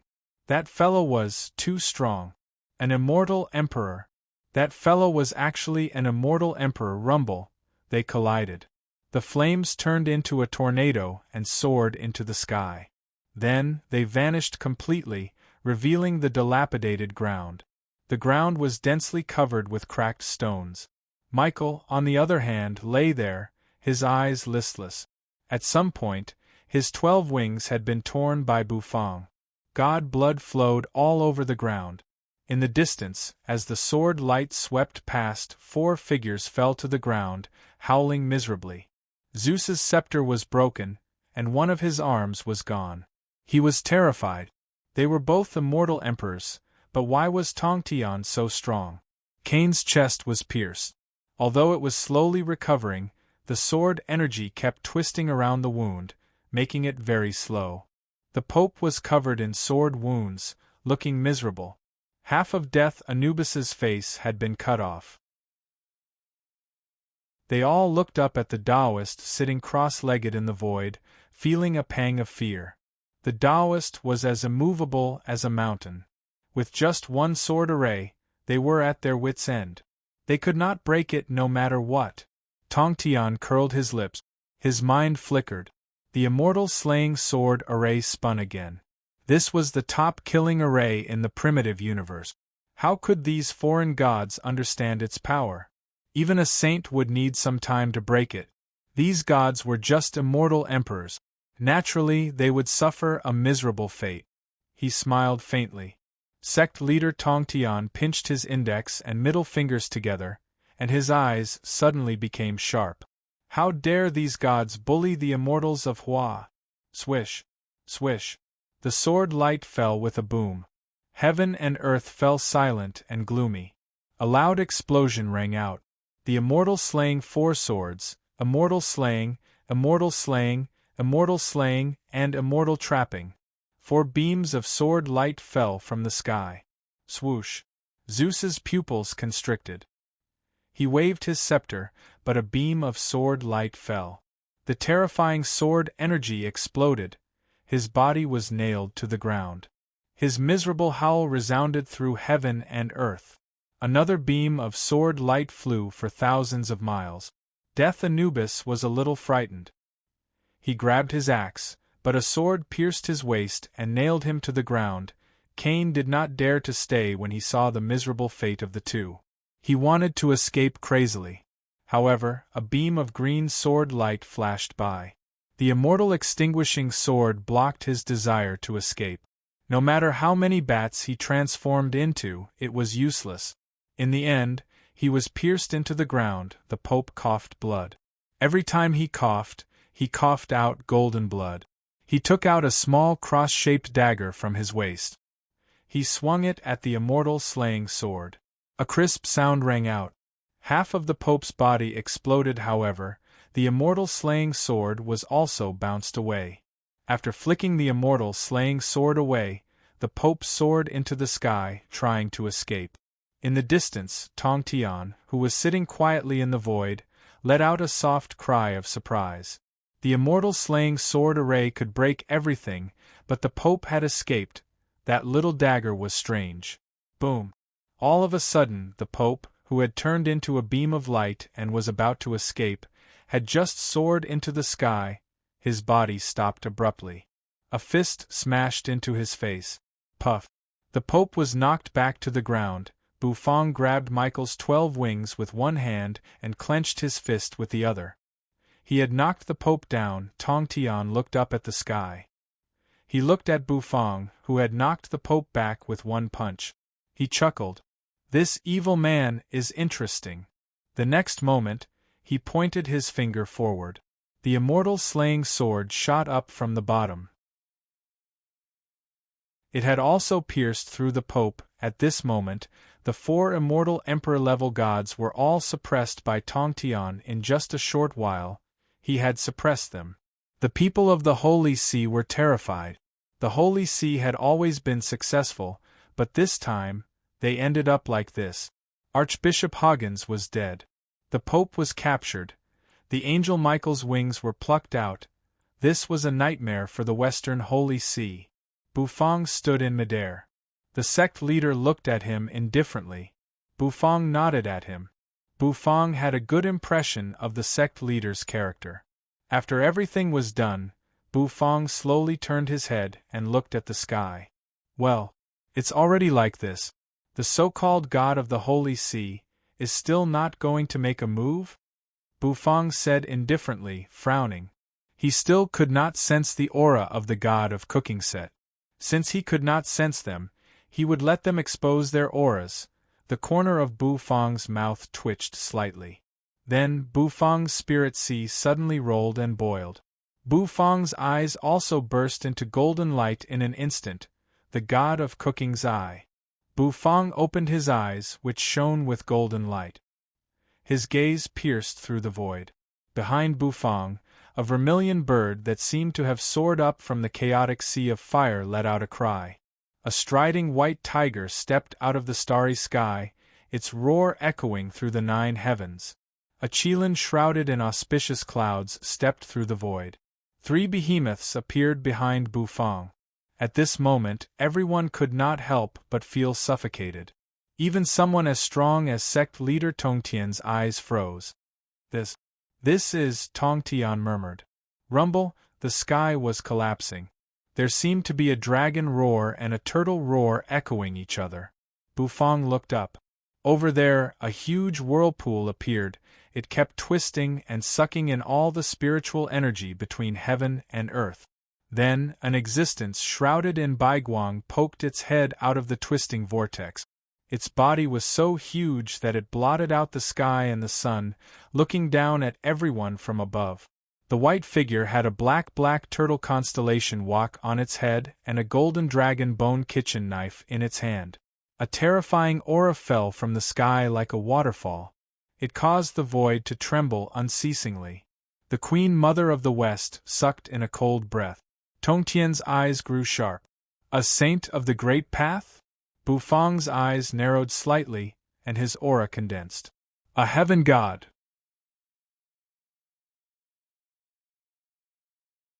Chapter 1641. Rumble, a terrible vortex was spinning, and a terrible aura kept falling down like a waterfall. The void was collapsing. Pure and holy light shot out from the vortex, dazzling and blinding. What is that? The Empyrean fairy was dumbfounded. She felt that her whole body was enveloped by the aura. A saint of the Great Path. The Empyrean fairy felt cold all over. Has a supreme existence as strong as a saint of the Great Path finally appeared? She should have thought of this a long time ago, but she didn't expect it to happen so soon. The Queen Mother of the West was hiding in an auspicious cloud. The phoenix spread its wings, and she was even ready to let it carry her away. The appearance of a saint had dispelled her desire to fight for the divine artifact. With the appearance of a saint, that evil man could no longer control the divine artifact. A saint was supreme, standing at the peak of the universe and looking down at all things. His every word and deed was in line with the great path of the universe, and no ordinary person could resist him. There were also saints of the great path in Hua, and there were quite a few of them. However, those saints stayed in the primitive universe and did not return to the ancestral planet. After all, as saints of the great path, their every move would cause the universe to change. Naturally, they would not leave easily. The appearance of this unparalleled existence caused everyone to burst into an uproar. Tongtian put away the 4 immortal swords and let them hang over his head. He stared coldly at the saint of the great path in front of him, who was glowing brilliantly. He was a saint to be, one step away from becoming a saint of the great path. However, this one step was like a moat that was difficult to cross. He had returned to the ancestral planet to collect the divine artifact so that he could take that supreme step forward. Unfortunately, the restrictive force on the ancestral planet was too strong. He had always suspected that there must be a saint of the great path behind the ancestral planet. Could it be this saint of the great path in front of me? Tong Tian narrowed his eyes. No. It's definitely not this saint of the great path in front of me. The aura of this saint did not have a crushing power, and it could not suppress the power of heaven and earth. However, the saint of the great path in front of him, who was holding the dragon bone knife and had a black wok over his head, did not make Tong Tian feel any pressure. If those saints of the great path from the primitive universe appeared, even Tong Tian would have to bow his head. After all, those saints of the great path were really terrifying. An existence that could obliterate all living things with a single thought. Bufang also looked at the holy light figure. Of course, Bufang's gaze was still focused on the kitchen knife in the man's hand and the black wok above his head. The black turtle constellation wok and the dragon bone kitchen knife. The corner of Bufang's mouth twitched. The God of Cooking set was finally complete. In the direction of the Vatican, the cardinals knelt on the ground. The members of the Vatican were also kneeling on the ground in panic and fanaticism. Their faces were filled with faith. Xiao Ai's hand that was holding the camera was shaking. Oh my God! God! Is it really God? God has come out? Is Senior Bu going to face God now? God can't eat it. The netizens were stunned, and so were the people of the world. God? That was a supreme existence in the legends, and it actually appeared. Could it be that Bufang could fight against God? Why is God holding a black pot over his head? Does God also take the blame? No, no, no. Based on my years of experience in reading faces, God may also like food. The appearance of the huge figure that blotted out the sun had stirred the whole world. People were talking about it, but more of them knelt on the ground, shivering. God's majesty could not be violated. Shrouded in a golden light, God's body was half revealed in the huge vortex. God did not speak. His eyes turned and fell on Bufang. A terrible pressure fell in an instant. Bufang felt as if he was carrying a mountain on his shoulders. A saint of the great path should be the so-called heaven god. However, Bufang was not afraid of a heaven god now. It was not like he had never killed a heaven god before. This guy is holding my kitchen knife and black wok, and he's still going to kill me? Buzz, in the vortex where God was, one angel after another flapped his wings and flew out. They howled, clad in armor and wielding weapons. It was as if the divine realm was attacking. Hand over the other two sacred artifacts, God said. His voice rumbled, causing heaven and earth to tremble. Under God's command, the angels locked onto Bufang and flew toward Bufang like crazy. All kinds of weapons whistled across the sky. Some angels, who looked like children, carried bows and arrows on their backs, drew their bows and shot at Bufang. After the small arrows streaked across the sky, they all transformed into sharp spears and fell from the sky. Boom! Boom! Boom! One arrow after another fell to the ground. Deep pits were blasted out of the ground. Many gods did not have time to dodge and were pierced by the spear-like arrows. These angels showed no mercy when they attacked. Tong Tian sat cross-legged in midair, unafraid of these arrows. The Queen Mother of the West was also hiding in an auspicious cloud. She flicked her finger and produced a light screen to block the arrows. Bufang was even more unscathed. Even if he stood there and let the arrows shoot at him, he would be unscathed. Hand over the sacred artifacts? Ridiculous, Bufang said lightly. In the face of a saint of the great path, Bufang showed no fear. Step by step, he rose into the sky and soared into the sky. He held Little Hu in his arms. Then, he patted Little Hu's butt. Little Hu, shoot down all those birdmen for me, Bufang said. As soon as his voice rang out, Little Hu's abdomen swelled up. Then, he opened his mouth. Clatter, clatter, clatter, clatter. Little Hu's eyes lit up as he shot out one explosive meatball after another from his little mouth. The meatballs tore through the sky and shot toward the angels. Boom! Every time a beef meatball exploded, an angel would be struck down. The stronger angels might be able to resist, but the weaker ones could not. They were either killed or injured by the explosions. Like dumplings falling from a pot, the angels fell to the ground one by one. God's expression did not change in the slightest. Bufang let go of Little Hu and let Little Hu keep spraying. The Kuan Pung spread its wings and soared into the sky. Bufang stepped on the Kuan bird's back, causing it to carry him and float in front of God, looking him in the eye. Tong Tian's pupils constricted. What is this evil man going to do? The Queen Mother of the West sneered. Does this evil man want to resist a saint of the Great Path? How can he resist? Even immortal emperors would feel powerless in the face of a saint. Let me tell you, standing on the Kuan Peng's back, Bufang looked at God, who was emitting a boundless light. Everyone was stunned. They held their breath and stared at Bufang. They had no idea what he was going to say. Was he going to say something tough? To God, this seemed a little funny and amusing. Let me tell you, this wok and this knife are both mine, Bufang said seriously. God rolled his eyes and looked at Bufang. Being stared at by this gaze, Bufang immediately felt tremendous pressure. This whole world is mine, God said. Bufang was speechless. I've met someone who knows how to show off better than me. The corner of Bufang's mouth twitched. I'm serious, Bufang said, frowning. Does this God think I'm joking with him? He thought. However, God stopped talking.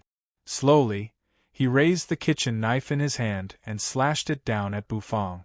In a flash, Bufang could feel that the space around him had been sealed, and he could not move at all. He could only watch as God slashed at him with the kitchen knife. Tongtian's face froze slightly. The Empyrean fairy's expression changed dramatically. Yu, on the other hand, frowned. The Queen Mother of the West sneered gloatingly in the auspicious cloud. How dare this evil man be so presumptuous in front of a saint of the Great Path? How dare he covet a saint's divine artifact? How reckless! Now, this evil man is going to pay the price for his reckless behavior. Rumble! The dragon bone kitchen knife fell. The huge dragon bone kitchen knife exuded a supreme pressure. Everyone thought that Bufang would be killed by this kitchen knife. If God wanted to kill you, would you still be alive? However, Bufang was very calm. As he watched God slash down with the dragon bone kitchen knife, the corner of his mouth twitched slightly. Bufang raised his hand. The kitchen knife slashed down. In a flash boom, Bufang caught the huge kitchen knife. Bufang caught the blade with his palm. However, Bufang remained as still as a mountain in midair. It was a bizarre scene. Oh! God frowned slightly. He seemed a little puzzled as to why his knife was blocked. He was a saint of the Great Path. With a slash, even heaven and earth would be split apart, let alone a mere immortal. You're using my knife to cut me, are you stupid? Suddenly, a faint voice rang out between heaven and earth. Then, the huge dragon bone kitchen knife began to shrink at a rapid speed. Slowly, it shrunk. It was out of God's control and eventually fell into Bufang's hand. Bufang held the dragon bone kitchen knife and twirled it in his hand. The golden knife light was dazzling and dazzling. Oh! Tongtian felt a little incredulous. Bufang actually took a divine artifact from a saint of the Great Path? God frowned, and his eyes were sharp as if he wanted to see through Bufang. The kitchen knife was out of his control. It was as if it really belonged to this immortal in front of him. Impossible! How could a mere immortal be the master of the 4 divine artifacts that monopolized the ancestral planet's spiritual energy? If that was the case, How could this guy in front of him be just an immortal? Even if he was not a chaotic sacred lord, he should be a saint of the great path. How could an ordinary immortal have the ability and qualification to master such a divine artifact? The energy contained in the kitchen knife and the black wok was so vast that even he could not see through their secrets. With this thought in mind, God's eyes turned cold. He slowly raised his hand. His palm seemed to cover the sky as it came toward Bufang from the bottom up. In an instant, Bufang felt that his body was being sucked into a different world.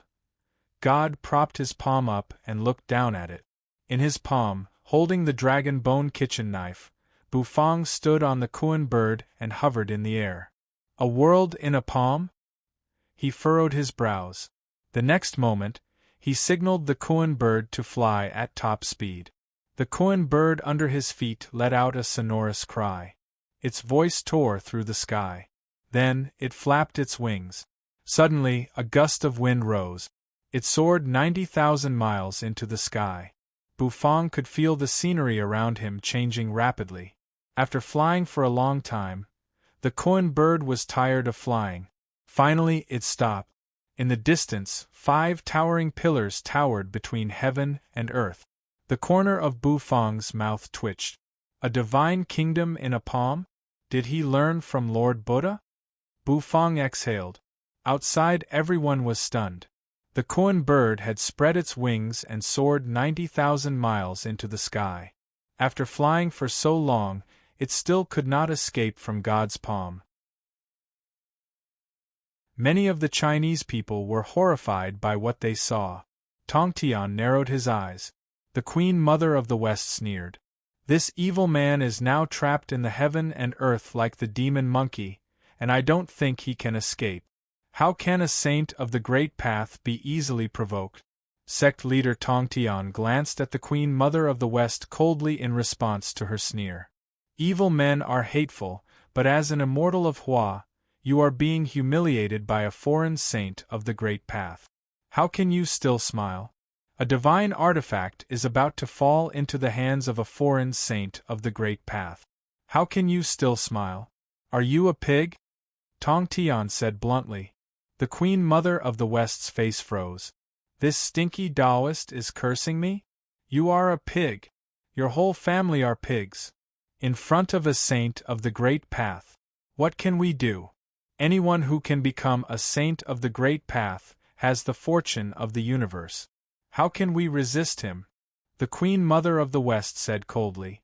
Tongtian looked over his shoulder. He shook his head. The next moment, he raised his fingers. Then today, I, Tongtian, will fight a saint of the great path. The 4 immortal slaughtering swords rose into the sky, and Tongtian stepped on a ray of light and soared into the sky. The 4 swords turned into the immortal slaughtering array and collided with God. God glanced at Bufang and the Kuan bird, who were struggling in his palm, then turned to look at Tongtian, who was approaching. How dare you? God scolded. Then, he slowly slapped his other palm toward Tongtian. Suddenly, God's outstretched hand froze. An indifferent voice rang out. A knife light that seemed to be able to split heaven and earth suddenly shone brightly. The kitchen knife of affliction. As soon as his voice faded away, a ripping sound rang out. God watched as his palm was chopped off from the wrist.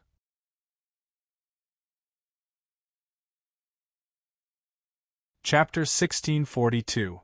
The divine kingdom in the palm was like a world, making it impossible for anyone to escape.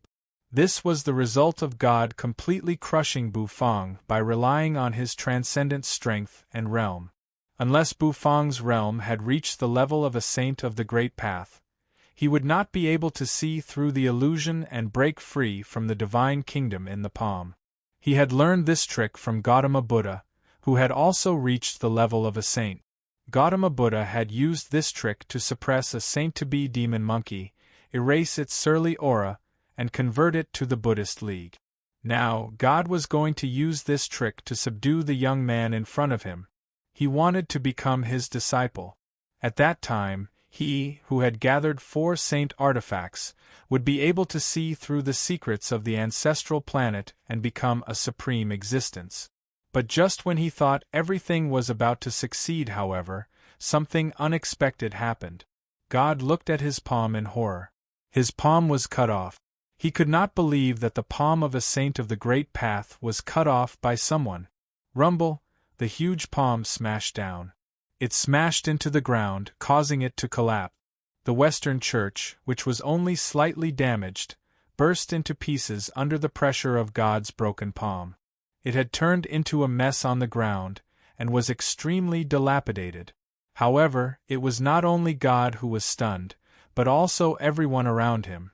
Riding on the phoenix, the Queen Mother's pupils constricted. The Empyrean fairy's mouth was wide open. She looked at Bufang, her heart filled with confusion. What kind of monster is this guy? You, on the other hand, are used to it. Bufang always brings surprises to people, and this is not the first time she has noticed it. So, she is much calmer than ordinary people. However, Yu's calmness did not spread to the others. Hua was shocked. The West was shocked. The whole world was shocked. What happened? The hand of God had been chopped off by someone. That was God. The faith of a religion. The Western Church, the supreme God. The omnipotent God's palm was cut off. The internet was in an uproar. Compared to the Westerners, who were dumbfounded, the Hua people were roaring with excitement. The reason was that it was them who cut off God's palm. Senior Bu is mighty. Senior Bu, unite the Jianghu for thousands of generations. Senior, are you preparing to braze the Emperor's claw? People were chattering away. The immortal slaying sword array above Tongtian's head was also slightly shocked. That was a saint of the Great Path, but his palm was cut off by Bufang. That demon actually had this kind of strength? Buzz, however, the sect leader, was not too shocked by it. His mind flickered and his soul consciousness surged. Buzz, the immortal slaughtering sword formation instantly shot out, slashing toward God D. This demon is quite domineering. Sect leader Tongtian stepped on the auspicious cloud, and the 7-colored light disk behind his head flickered with excitement. He pinched his fingers together and pointed them at the void. Immediately, rays of sword light whizzed out. Shrouded in God. Even in the face of a saint of the Great Path, Tongtian was not afraid at all, and he even laughed heartily. Boom, boom, boom. The sword array was activated. The sky was filled with sword chi. The terrifying sword chi turned into a sea of sword chi, the ground crumbled, and countless sword chi rushed out of it. Inside the sword array, 4 sharp divine swords, green, red, and white, were shuttling back and forth, bringing with them supreme power. They were immortal slaughtering, immortal slaying, and immortal trapping. In a flash, God D was enveloped by the sword array. Crazy! He's completely crazy! Riding on the phoenix, the Queen Mother of the West kept murmuring. She really thought that Tongtian was crazy. How dare he attack a saint of the Great Path? Amid the countless sword chi, a knife light slashed out. The Koan Pung spread its wings, carrying Bufang's body as he hovered in midair. His vermilion robe flapped noisily. His aura reached heaven and earth. In the distance, Little Hu flipped over and landed on his shoulder, his 9 tails wagging behind him. The gods and immortals of the West were already dumbfounded and shivering. Bufang hovered in midair. Sect leader Tongtian came over, gave Bufang a deep look, and stood side by side with Bufang. You evil man! You're a real man! It's good to show off the immortals of Hua, Tongtian said. It's just a normal operation, Bufang said, glancing at Tongtian. Sect leader Tongtian smiled. Watch me next. Tongtian performed a sword incantation gesture and kept waving it, sending one immortal energy and spiritual energy after another into the array. The sword chi in the array became sharper and sharper. Standing in midair, Tongtian walked in the 8 trigrams step. Invisible spiritual energy immediately gathered and turned into a mysterious 8 trigrams array under his feet. The array rotated and connected with the immortal slaughtering sword array. In the 8 trigrams array, there was the ringing of bells, wind and fire, connecting the sky and the earth. Tens of thousands of swords flew through the array, each of which contained great power. Even a saint-to-be would be reduced to ashes in an instant. Standing outside the array, Bufang was shocked by what he saw. The power of the sword array was so terrifying that it was comparable to that of a saint of the great path. Enveloped by the array, God might not be able to escape for a while, and it would be even more difficult for him to escape unscathed. Tong Tian stood between heaven and earth, his hair disheveled, and the light disk on his head grew brighter and brighter.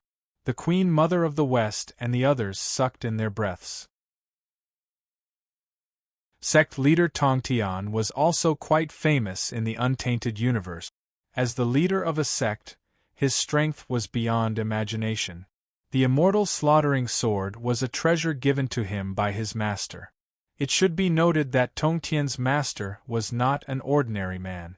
He was the supreme existence of the primitive universe. With the help of the sword array, Tong Tian could almost fight a saint of the great path. Rumble! Mountains crumbled and the earth cracked. The whole earth seemed to be shaking. Everyone felt the terror, and their minds were filled with horror. Even the continents across the endless ocean could feel the tremors. A battle between saints of the great path was enough to shake a part of the world. Bufang held the dragon bone kitchen knife. With one strike, he had cut off God's palm and destroyed the divine kingdom. It would not be so easy for God to suppress him. Rumble, Tong Tian and God were fighting. Although he was only a saint-to-be, his fighting prowess was not weaker than that of a saint of the great path. After all, the immortal slaughtering sword was the #1 killing array in the primitive universe. Slash! Slash! Countless swords flashed through the air. Blood seemed to shoot out of them. The hot blood splashed on the ground and instantly turned into lava, causing the ground to boil. Tong Tian stared at God and the sword array, not daring to be careless. Immortal slaughtering, immortal slaying, immortal exterminating, immortal trapping. The 4 swords floated in the sky and seemed to turn into 4 towering city gates. The immortal slaughtering sword hung over one of the gates, emitting sword energy. The other gate was called the immortal trapping gate. Immortal exterminating, immortal slaying, and immortal splitting. The 4 gates pressed down, blocking all of God's escape route. Tong Tian's eyes flickered, and he looked a little excited. Surrounded by the Samadhi true fire, he pushed into the gates and carried God away. For a moment, God seemed to be in a desperate situation. Bufang, on the other hand, had no room to make a move. He curiously looked at the sword array. There were many believers in God. When everyone saw this, they felt incredulous and their faith was collapsing. Bufang narrowed his eyes and took a deep breath. Tong Tian was very strong. However, as a heaven god, God would not be so easily suppressed. Sure enough, Tong Tian's expression changed slightly.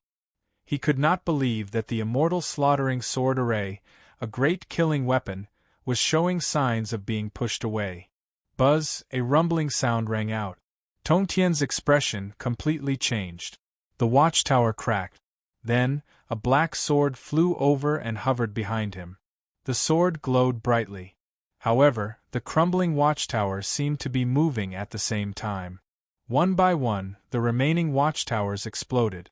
One divine sword after another flew out and hovered around Tong Tian. 4 swords hung upside down, floating around his body. In the distance, the spiritual energy was boiling. God closed his eyes. His injuries were healing at a speed visible to the naked eye. Soon God opened his eyes. At that moment, heaven and earth were blooming like flowers. God, who had been on the verge of death, suddenly recovered to a state of perfect condition. At the same time, the palm that was chopped off by Bufang grew back. The palm that was smashed to the ground by Bufang and destroyed the holy sea had turned into a mountain. You overestimate yourself. Saints of the Great Path are immortal. How can they be suppressed so easily? If saints of the Great Path could be suppressed so easily, there would be no quota limit in the universe. The Queen Mother of the West sneered. She did not think that Tong Tian and that evil man could suppress God. God had regained his majesty. He was also a little afraid of Tong Tian. He glanced around. Then, he bent his finger. Buzz, heaven and earth seemed to explode. Tong Tian felt his heart palpitate, and he could not help but freeze. When he looked over his shoulder, he saw that the void around him was slowly crumbling. The 4 immortal swords floated up, trying to resist God's mighty power. Boom! However, the area around Tong Tian kept exploding.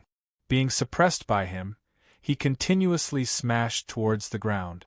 Finally, he landed heavily on the ground, causing the ground to crack continuously. Rumble, a rumbling sound echoed out. The ground caved in deeply. Looking down from above, it was actually a huge palm print. A saint of the Great Path's words are law. I admire your courage, but you have to pay the price for overestimating yourself, God said. His eyes turned. His gaze shifted. His main target was still Bufang. He still did not understand how Bufang could break his Buddhist kingdom in a palm. How could an immortal emperor break his Buddhist kingdom in a palm? Bufang hovered in midair with the dragon bone kitchen knife in hand. He knew that it would not be so easy to suppress this saint of the Great Path.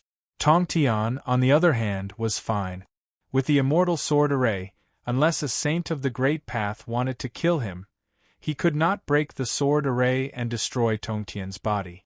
Therefore, what Bufang needed to do now was to resist God's killing move with all his might. God's killing intent emerged. The killing intent of a saint of the Great Path had almost condensed into a solid form. It made everyone's hair stand on end, and fear seeped out of their pores. God stared at Bufang. Although the murderous aura emanating from him was monstrous, he didn't seem to care. However, his eyes were filled with compassion and compassion. God said. God looked at Bufang. In a flash, God's figure enlarged infinitely in front of Bufang. Let there be light. Rumble. Time seemed to stop at this moment. The sky darkened. A dazzling light seemed to emerge from the depths of the universe, filling everyone's vision in a flash. It obscured everyone's vision. Puff, puff, countless people coughed blood. Some turned pale. Xiao Ai's face was bloodless, and the camera in her hand suddenly exploded. Rumble. At this moment, everyone felt as if the end of the world had come. Because everything had become incandescent, covered by the boundless light, God said, let there be light, so light filled the world. Boom, boom. The earth seemed to be constantly melting. God hovered in the Baiguang, supreme and supreme. Everyone knelt on the ground. They couldn't hold on any longer, feeling as if they were about to explode at any moment. God looked at them indifferently. The 4 swords above Tong Tian's head, which shrouded his body, barely resisted the attack. Even he couldn't resist it. What would happen to Bufang, who was at the center of the attack? Bufang was just an immortal emperor. He would probably be burned to ashes in an instant. Tong Tian breathed a sigh of relief. Suddenly, he froze. Because in the bright Baiguang gradually, a dark figure emerged. In front of God, at some point, a dark figure had appeared and covered the Baiguang, making the world a little dimmer. Then, the figure slowly raised a ladle in his hand. Under the light of God, the ladle's shadow fell all over the world. God paused. Tong Tian paused. Everyone was taken aback. Finally, under everyone's watchful eyes, the ladle slowly knocked down. It hit God's face. Under this ladle, the endless light of God was like a short-circuited light bulb. With a sizzling sound, it went out.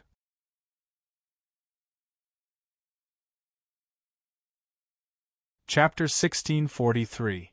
God's Light Destroyed. The originally dazzling heaven and earth suddenly returned to their normal brightness. Some of them knelt on the ground with tears streaming down their cheeks. Some of them panted heavily as they felt the pressure on their bodies suddenly lessen.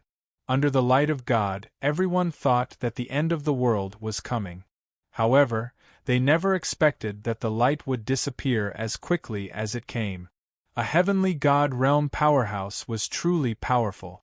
Even Bufang had to admit that this God was very strong. He was much stronger than Soul 13, who had become a soul overlord. Soul 13 had just become a soul overlord, and he had not yet comprehended many divine abilities and means of a heaven god. Therefore, under the bombardment of Bufang and Lord Go, he was killed miserably. However, the god in front of him had mastered the power of a heaven god. He was immortal, indestructible, and difficult to kill. Bufang panted. He held the Qilin transmigration ladle in his hand and smashed it on God's face. The dazzling light disappeared in an instant. The vermilion robe on Bufang's body flashed and emitted hot steam. Obviously, it had taken him a lot of strength to resist the light. Everyone was stunned. The sect leader of Tongtian watched the scene. Suddenly, he stroked his beard and burst out laughing, his face flushed. This evil man is really strengthening the power of the immortals of Hua. The slap in the face was chilling. Rumble's god's face had disappeared. All that was left was a pitch-black hole, which kept spinning and causing the void to collapse. God's face had been smashed by Bufang's ladle. The scene shocked the world. In the ruins of the Christian church, the cardinals trembled and knelt on the ground, looking at the scene in despair. Could it be that even God could not suppress this evil man? The great cause of the Christian church, which had lasted for 1,000 years, had collapsed in the hands of this evil man. Boom! A rumbling sound came from under Bufang's feet. The Kuan Pung spread its wings and soared 90,000 miles into the sky. In an instant, he pushed Bufang's body away from God, standing on the Kuan Peng's back. Bufang felt his aura fluctuating. The hand holding the ladle was trembling slightly. Buzz! The immortal slaying swords flew around Tongtian, wrapping around his body and bringing him to Bufang's side. Well done. If he wants light, you give him a scoop. It's very exciting. Tongtian looked at Bufang, stroked his beard, and laughed. He felt that he could laugh about this for a year. Perhaps this evil man was the only one who dared to slap a saint of the Great Path in the face. What is that ladle? How could it smash the face of a saint of the Great Path? Don't tell me this saint of the Great Path will destroy the ancestral planet and fight you to the death? Tongtian said. A clanging sound was heard. The 4 swords floated behind him, as if they had returned to their sheaths. Tongtian glanced at the Kuan Pung under Bufang's feet and clicked his tongue. That was an ancient Kuan Pung, a very proud divine beast, and yet, it was willing to become Bufang's mount. At the thought of this, Tongtian performed an incantation gesture with his hands. Soon, a beam of light shot out. The sound of a bull's moo rang out. A large black water buffalo appeared from the void of space. The buffalo was handsome, but it only had 2 feet. Its aura was as majestic and oppressive as a mountain. Its horns were curved as if they were going to break through the sky. On its forehead was a painting of the yin and yang poles. This buffalo was the divine beast Kuei Ox, Tongtian's mount. In order not to be outdone by Bufang's Kuan Pung, he summoned the Kuei Ox. Oh! Bufang raised his eyebrows slightly. He glanced at the sturdy, fat bull under Tongtian, and his eyes lit up. This ox is not bad, Bufang said sincerely. Tongtian stroked his beard and nodded slightly. The Kuei Ox was a divine beast of heaven and earth. Although it was not as powerful as a divine dragon or phoenix, it was still very noble. However, Tongtian was a little puzzled because he found that his Kuei Ox seemed to be shivering under Bufang's praise. Why are you shivering? He's praising you. In the distance, the god's face, which had been smashed, slowly emerged. His face was as cold as water, and there was no longer the merciful look on it. "He can't destroy the ancestral planet," Bu Fong said faintly. It was an answer to Tongtian's question. There were mysteries on Earth, and there seemed to be a supreme existence watching everything in the sky. That supreme existence would not allow this saint of the Great Path to destroy the ancestral planet. "Of course I know that. He won't have the chance to destroy the ancestral planet." Tongtian twitched the corner of his mouth, as if he had sensed something. In the distance, the god's face was gloomy. Just now, his heart skipped a beat. He gave the ladle in Bu Fong's hand a deep look. He could not believe that the ladle could smash his face. "What kind of ladle is that? Why do I sense the aura of a saint artifact from it? Aren't there only 4 saint artifacts? The chef robe on the evil man, the stove, the dragon bone kitchen knife, and the black wok in his hand." But the god was sure that he had sensed the same aura from the ladle as the 4 great sage artifacts. "That ladle is also a saint artifact." "Impossible, the ancestral planet only gave birth to these 4 saint artifacts." "What is that ladle?" The god felt as if he had accidentally discovered some great secret, and this secret was with the evil man. The 5th saint artifact?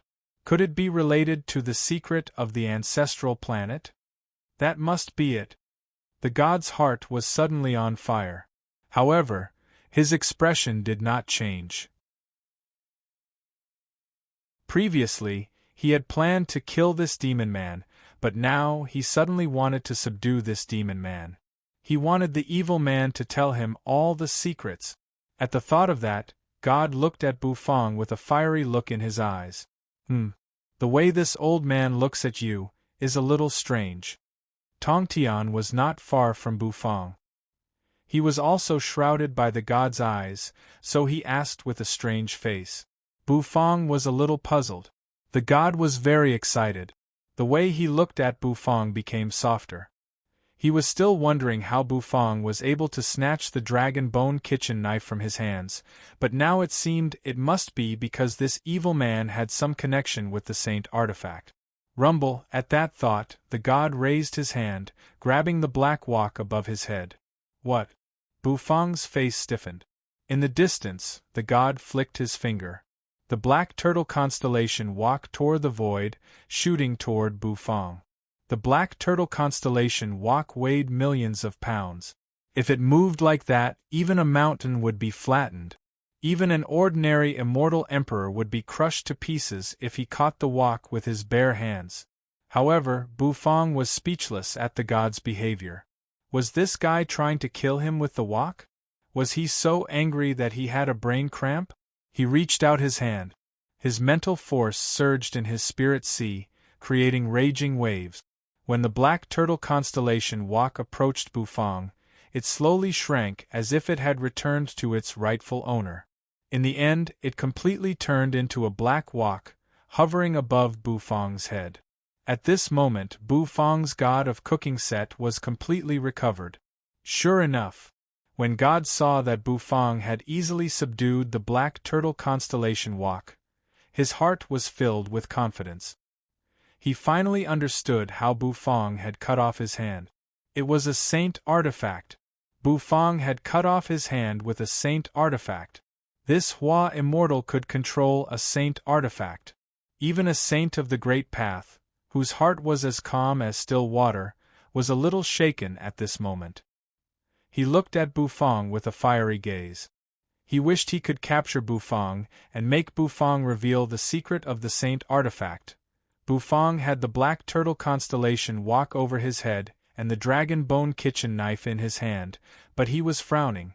Although the god of cooking set had been reassembled, he had a feeling that it was missing some souls. He didn't know where Nicholas the handsome dragon and black tortoise were.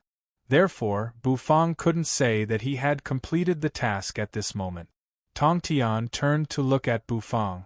Stroking his beard and smiling, he stopped smiling and looked at Bu Fong with a frown. He couldn't help but sigh with emotion when he saw that Bu Fong had all 4 great sage divine tools. He couldn't believe that this evil man had snatched the 4 great sage divine tools from so many gods and immortals who had returned from other universes, including a supreme saint of the great path. Who exactly was this evil man? In the primitive universe, there was no such person as Bufang. This was the first time that the 4 great sage divine tools had been completely reassembled. They represented the secret of the ancestral planet. Even Tong Tian couldn't help but feel a little excited. Perhaps Tong Tian looked at Bufang. Bufang glanced at him, then at the Kuei ox he was riding and said, "Your ox is not bad." Tong Tian was speechless. In the distance the god moved. Bufang and Tong Tian immediately became vigilant. They didn't dare to be careless when facing a saint of the Great Path. Although neither of them feared a saint of the Great Path, with all the god of cooking sets in his hands, Bufang could even fight a saint of the Great Path. Besides, it was not like he had never killed a heaven god before. Tong Tian, on the other hand, was not as strong as a saint of the Great Path, but with the help of the slaughtering immortal sword, he could fight a saint of the Great Path. Besides, he still had a trump card that he hadn't used yet.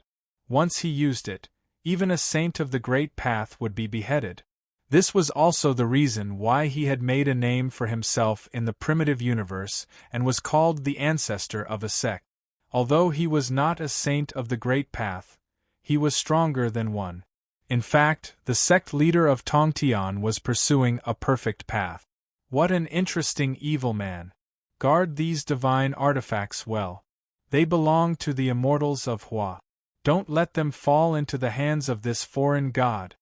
Tong Tian chuckled. The next moment, with a thought, Tong Tian's eyes narrowed. It was as if a lotus flower was quietly blooming in front of his eyes. Buzz, behind Tong Tian, the 4 immortal swords merged into one and disappeared. What replaced them was the crumbling void. A green lotus was spinning in midair. A black sword floated out of the green lotus. This sword was one of the reasons why Tong Tian could be called a saint of the Great Path. God's figure moved slowly. He stared at Bufang. In his eyes, at this moment, Bufang's energy was like a roaring dragon, soaring into the sky. Buzz, Tong Tian let out a long roar, his hair and beard fluttering. With the sword blooming with a green lotus in his hand, he flew over and slashed at the god. Bufang focused his eyes. The next moment, the corners of his mouth curved upward slightly. The black turtle constellation wok was gone, and so was the dragon bone kitchen knife. All that was left in his hand was a ladle. Bufang's eyes changed in an instant, and the next moment, his hair turned purple, shining like purple glass. Do I really have to do this? Won't I be bullying a god? Purple-haired Bufang murmured. Then, he stepped on the Kuan bird's back. In a flash, he disappeared. The god muttered an incantation. A supreme divine power burst out of his body and swept up a storm in an instant. He turned heaven and earth into a cage, trying to capture Bufang. Suddenly, a green lotus bloomed. A beam of sword light seemed to cut out from the chaos. The god paused. The sect leader seemed to have turned into a supreme saint. This sword could punish everything. Slash. The cage of heaven and earth was cut open. The god's pupils constricted. He found that his chest had been pierced by a sword. However, this was not the deadliest thing. Tong Tian and God, who were holding swords, raised their heads in disbelief and looked into the distance. There, a purple-haired young man strolled over. He came in front of the god at a steady pace. Then, under the indignant gaze of the god, a ladle smashed him in the face. This time, starting from the head, the god's body exploded. A sword and a ladle smashed the god. Boom! In an instant, the god's Dharma body collapsed. The Dharma body of a saint of the Great Path turned into rich spiritual energy of heaven and earth, filling the world with endless energy essence. Swoosh! Countless strands of essence energy turned into a torrential storm that swept across the world. All over the world, the spinning black hole came to an abrupt stop. Then, everyone greedily absorbed the energy essence. The energy essence of a saint of the Great Path's Dharma body was incomparably vast. His purple hair faded away, and he withdrew from the state of being possessed by the Qilin. Bufang frowned and looked at the sky. Tongtian also looked at Bufang in shock.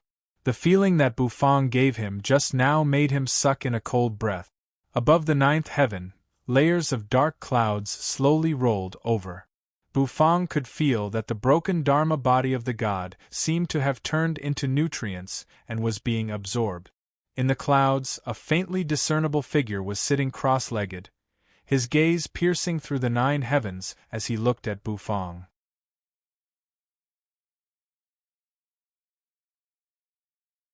Chapter 1644. God had been broken. Of course, it was God's Dharma body that was broken. Although God was supreme and immortal, he was only a cultivator, and the so-called immortality was only relative to mortals. According to Bufang, God was a heaven god-level expert, and according to Earth's classification, he was a saint of the Great Path. His Dharma body was broken. However, God still had a divine soul which was immortal. The moment God's Dharma body was broken, his divine soul fled. Dharma bodies were precious, but they were not crucial to a saint of the Great Path. Although God's Dharma body was broken, as long as he was given time, he could be reincarnated and soon condense another Dharma body. Or, he could be reincarnated and cultivate a purer saint's body. Of course, the second option was very difficult. To cultivate to the level of a saint again, he would need to comprehend the Great Path again. Dark clouds rolled and churned in the sky. Bufang frowned as he looked up at the sky. He seemed to feel someone's gaze.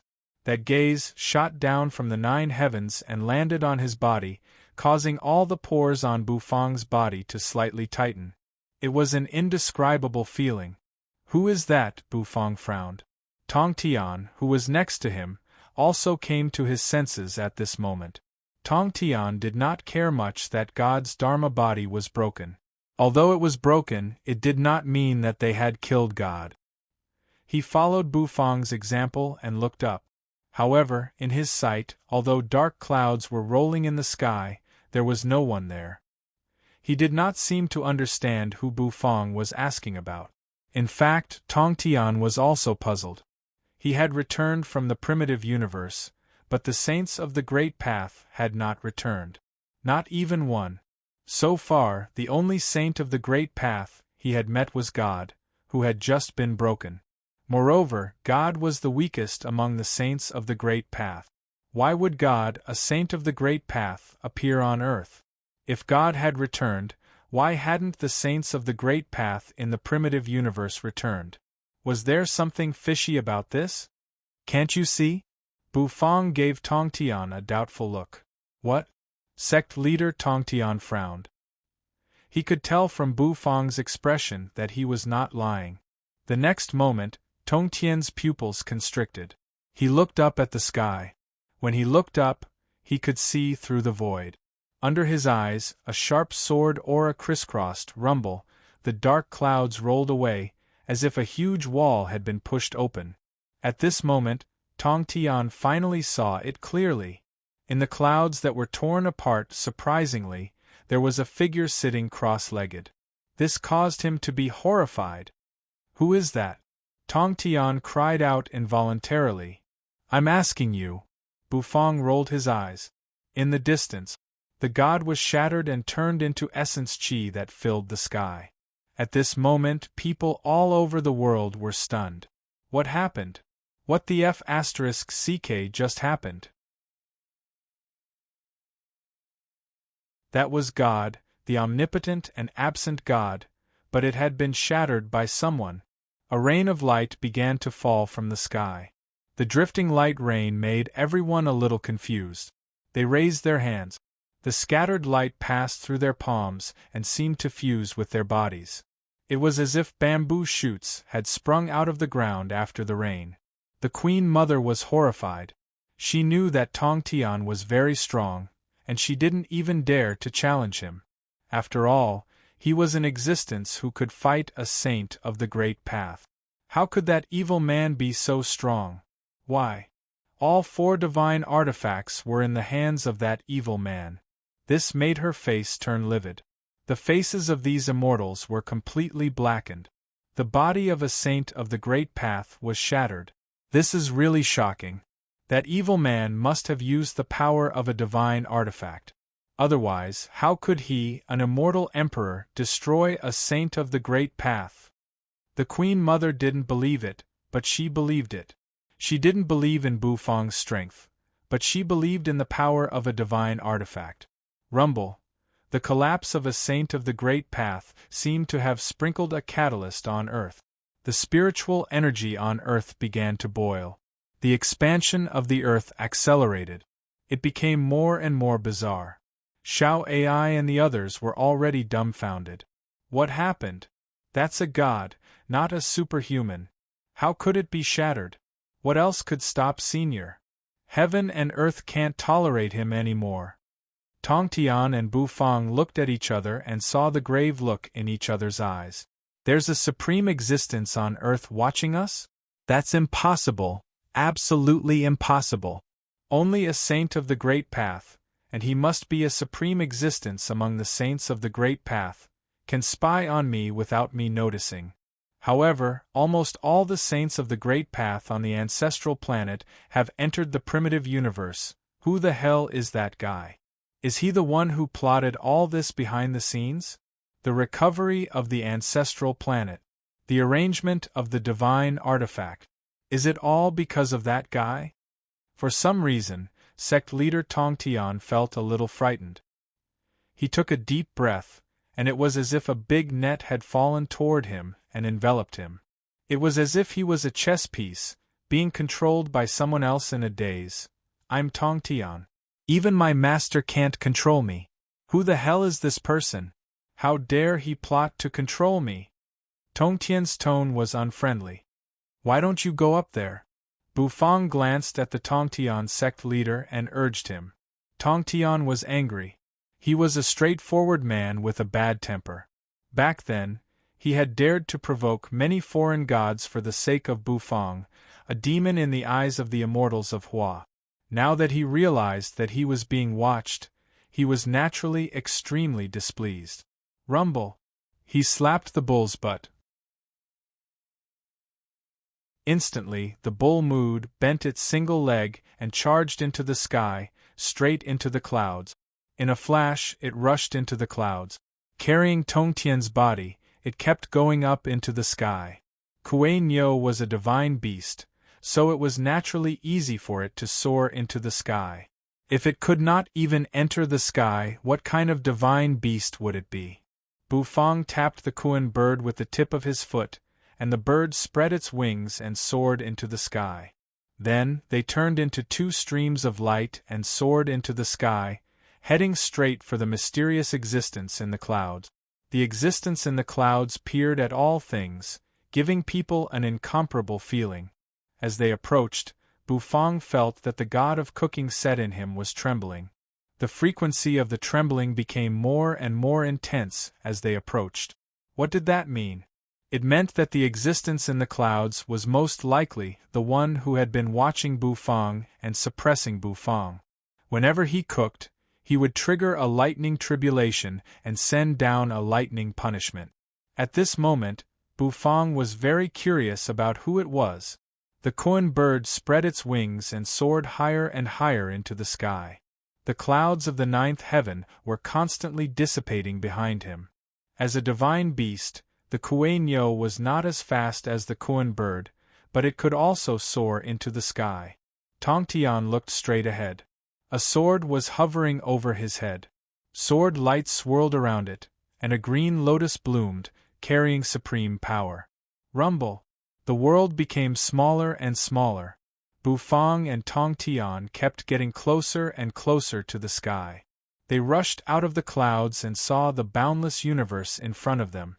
Stars were swirling and light streaked across the sky. However, Bufang and Tongtian did not stop moving forward. The Kuan bird spread its wings and soared into the sky again.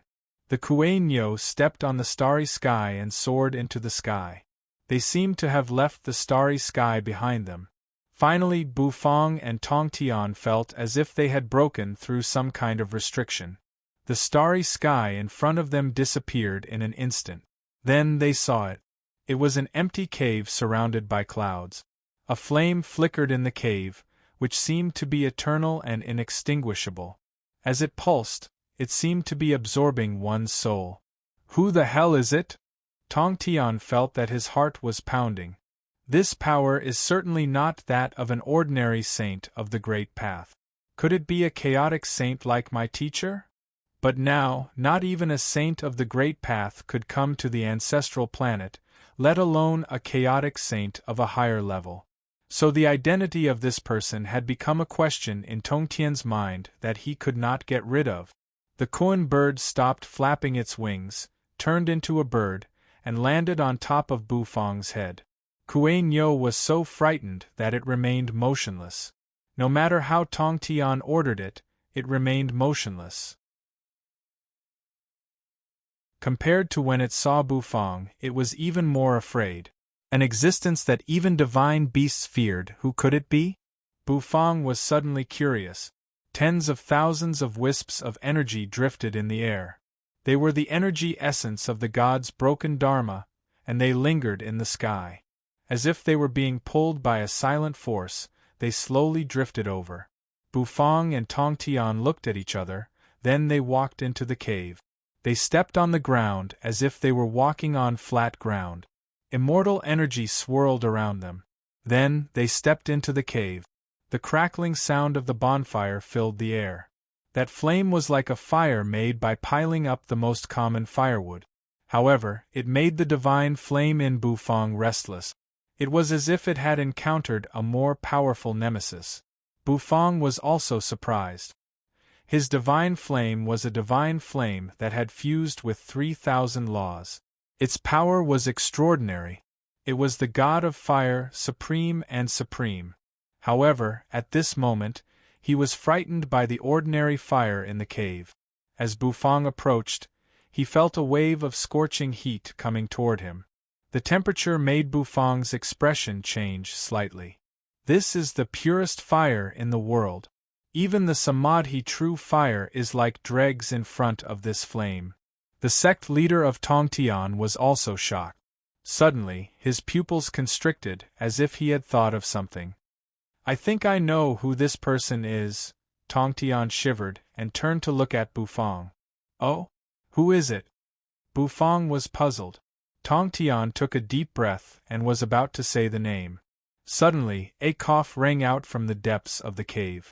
Bufang and Tongtian turned to look in that direction. A stooped figure slowly walked out of the cave. Looking at the figure, Bufang's face was filled with confusion.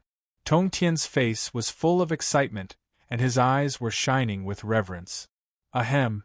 You're finally here. The voice was old, but it had a supreme majesty. The majesty made the blood in Bufang's body seem to be boiling. It was as if the respect came from the depths of his blood. With a thought, Bufang's mind flickered. The vermilion bird, the white tiger, and the qilin were motionless like statues. They even cut off their auras. Even the system was very quiet. Bufang's eyes narrowed.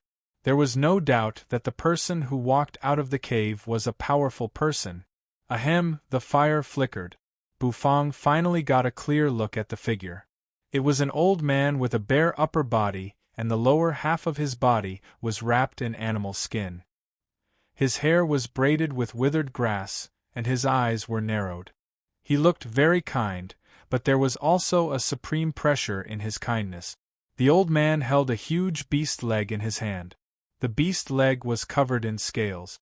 Bufang's pupils constricted as he looked at the scale armor, slightly taken aback. A soul demon? Well, young man, you recognize me. The old man seemed slightly surprised. Tongtian was also taken aback. He glanced at Bufang. A soul demon? What the hell? The gigantic beast's leg was filled with an incomparable pressure, causing people's hearts to palpitate and tremble in fear. Holding the soul demon leg, the old man sat down in front of the campfire. Since you recognize me, let's roast a leg together. My roasting skills are the best in the universe, the old man said with a smile. Then, he sat down on the ground. Tong Tian nodded and did not say anything. Instead, he sat down obediently next to the campfire. The best in the universe in roasting skills. The corner of Bu Fang's mouth twitched. Why is this old man so arrogant about his roasting skills? But roasting soul demon meat sounds very exciting, and judging from its aura, it does not seem to be ordinary soul demon meat. Bu Fang followed Tong Tian and sat down on the ground. He sat opposite the old man. At this moment, Bu Fang did not know if this old man was the one who had been suppressing him and had attracted the attention of Thunder as soon as he cooked. Old mister, how should I address you? Bu Fang asked after thinking for a moment. Tong Tian gave Bu Fang a sideways glance, and the corner of his mouth twitched. You don't know me? The old man violently grabbed a wooden stick and stabbed it into the soul demon's flesh. The soul demon's scales were not even torn off. Chuckling, he placed the soul demon meat into the campfire. Then, he said to Bu Fang, "It's normal that you don't know me. I'm not a famous person. I also don't remember my own name. I only remember that people call me this old man, serene." You're tuning in to the Phoenix Nights YouTube channel. Don't forget to subscribe and join us on this journey to catch the most captivating stories.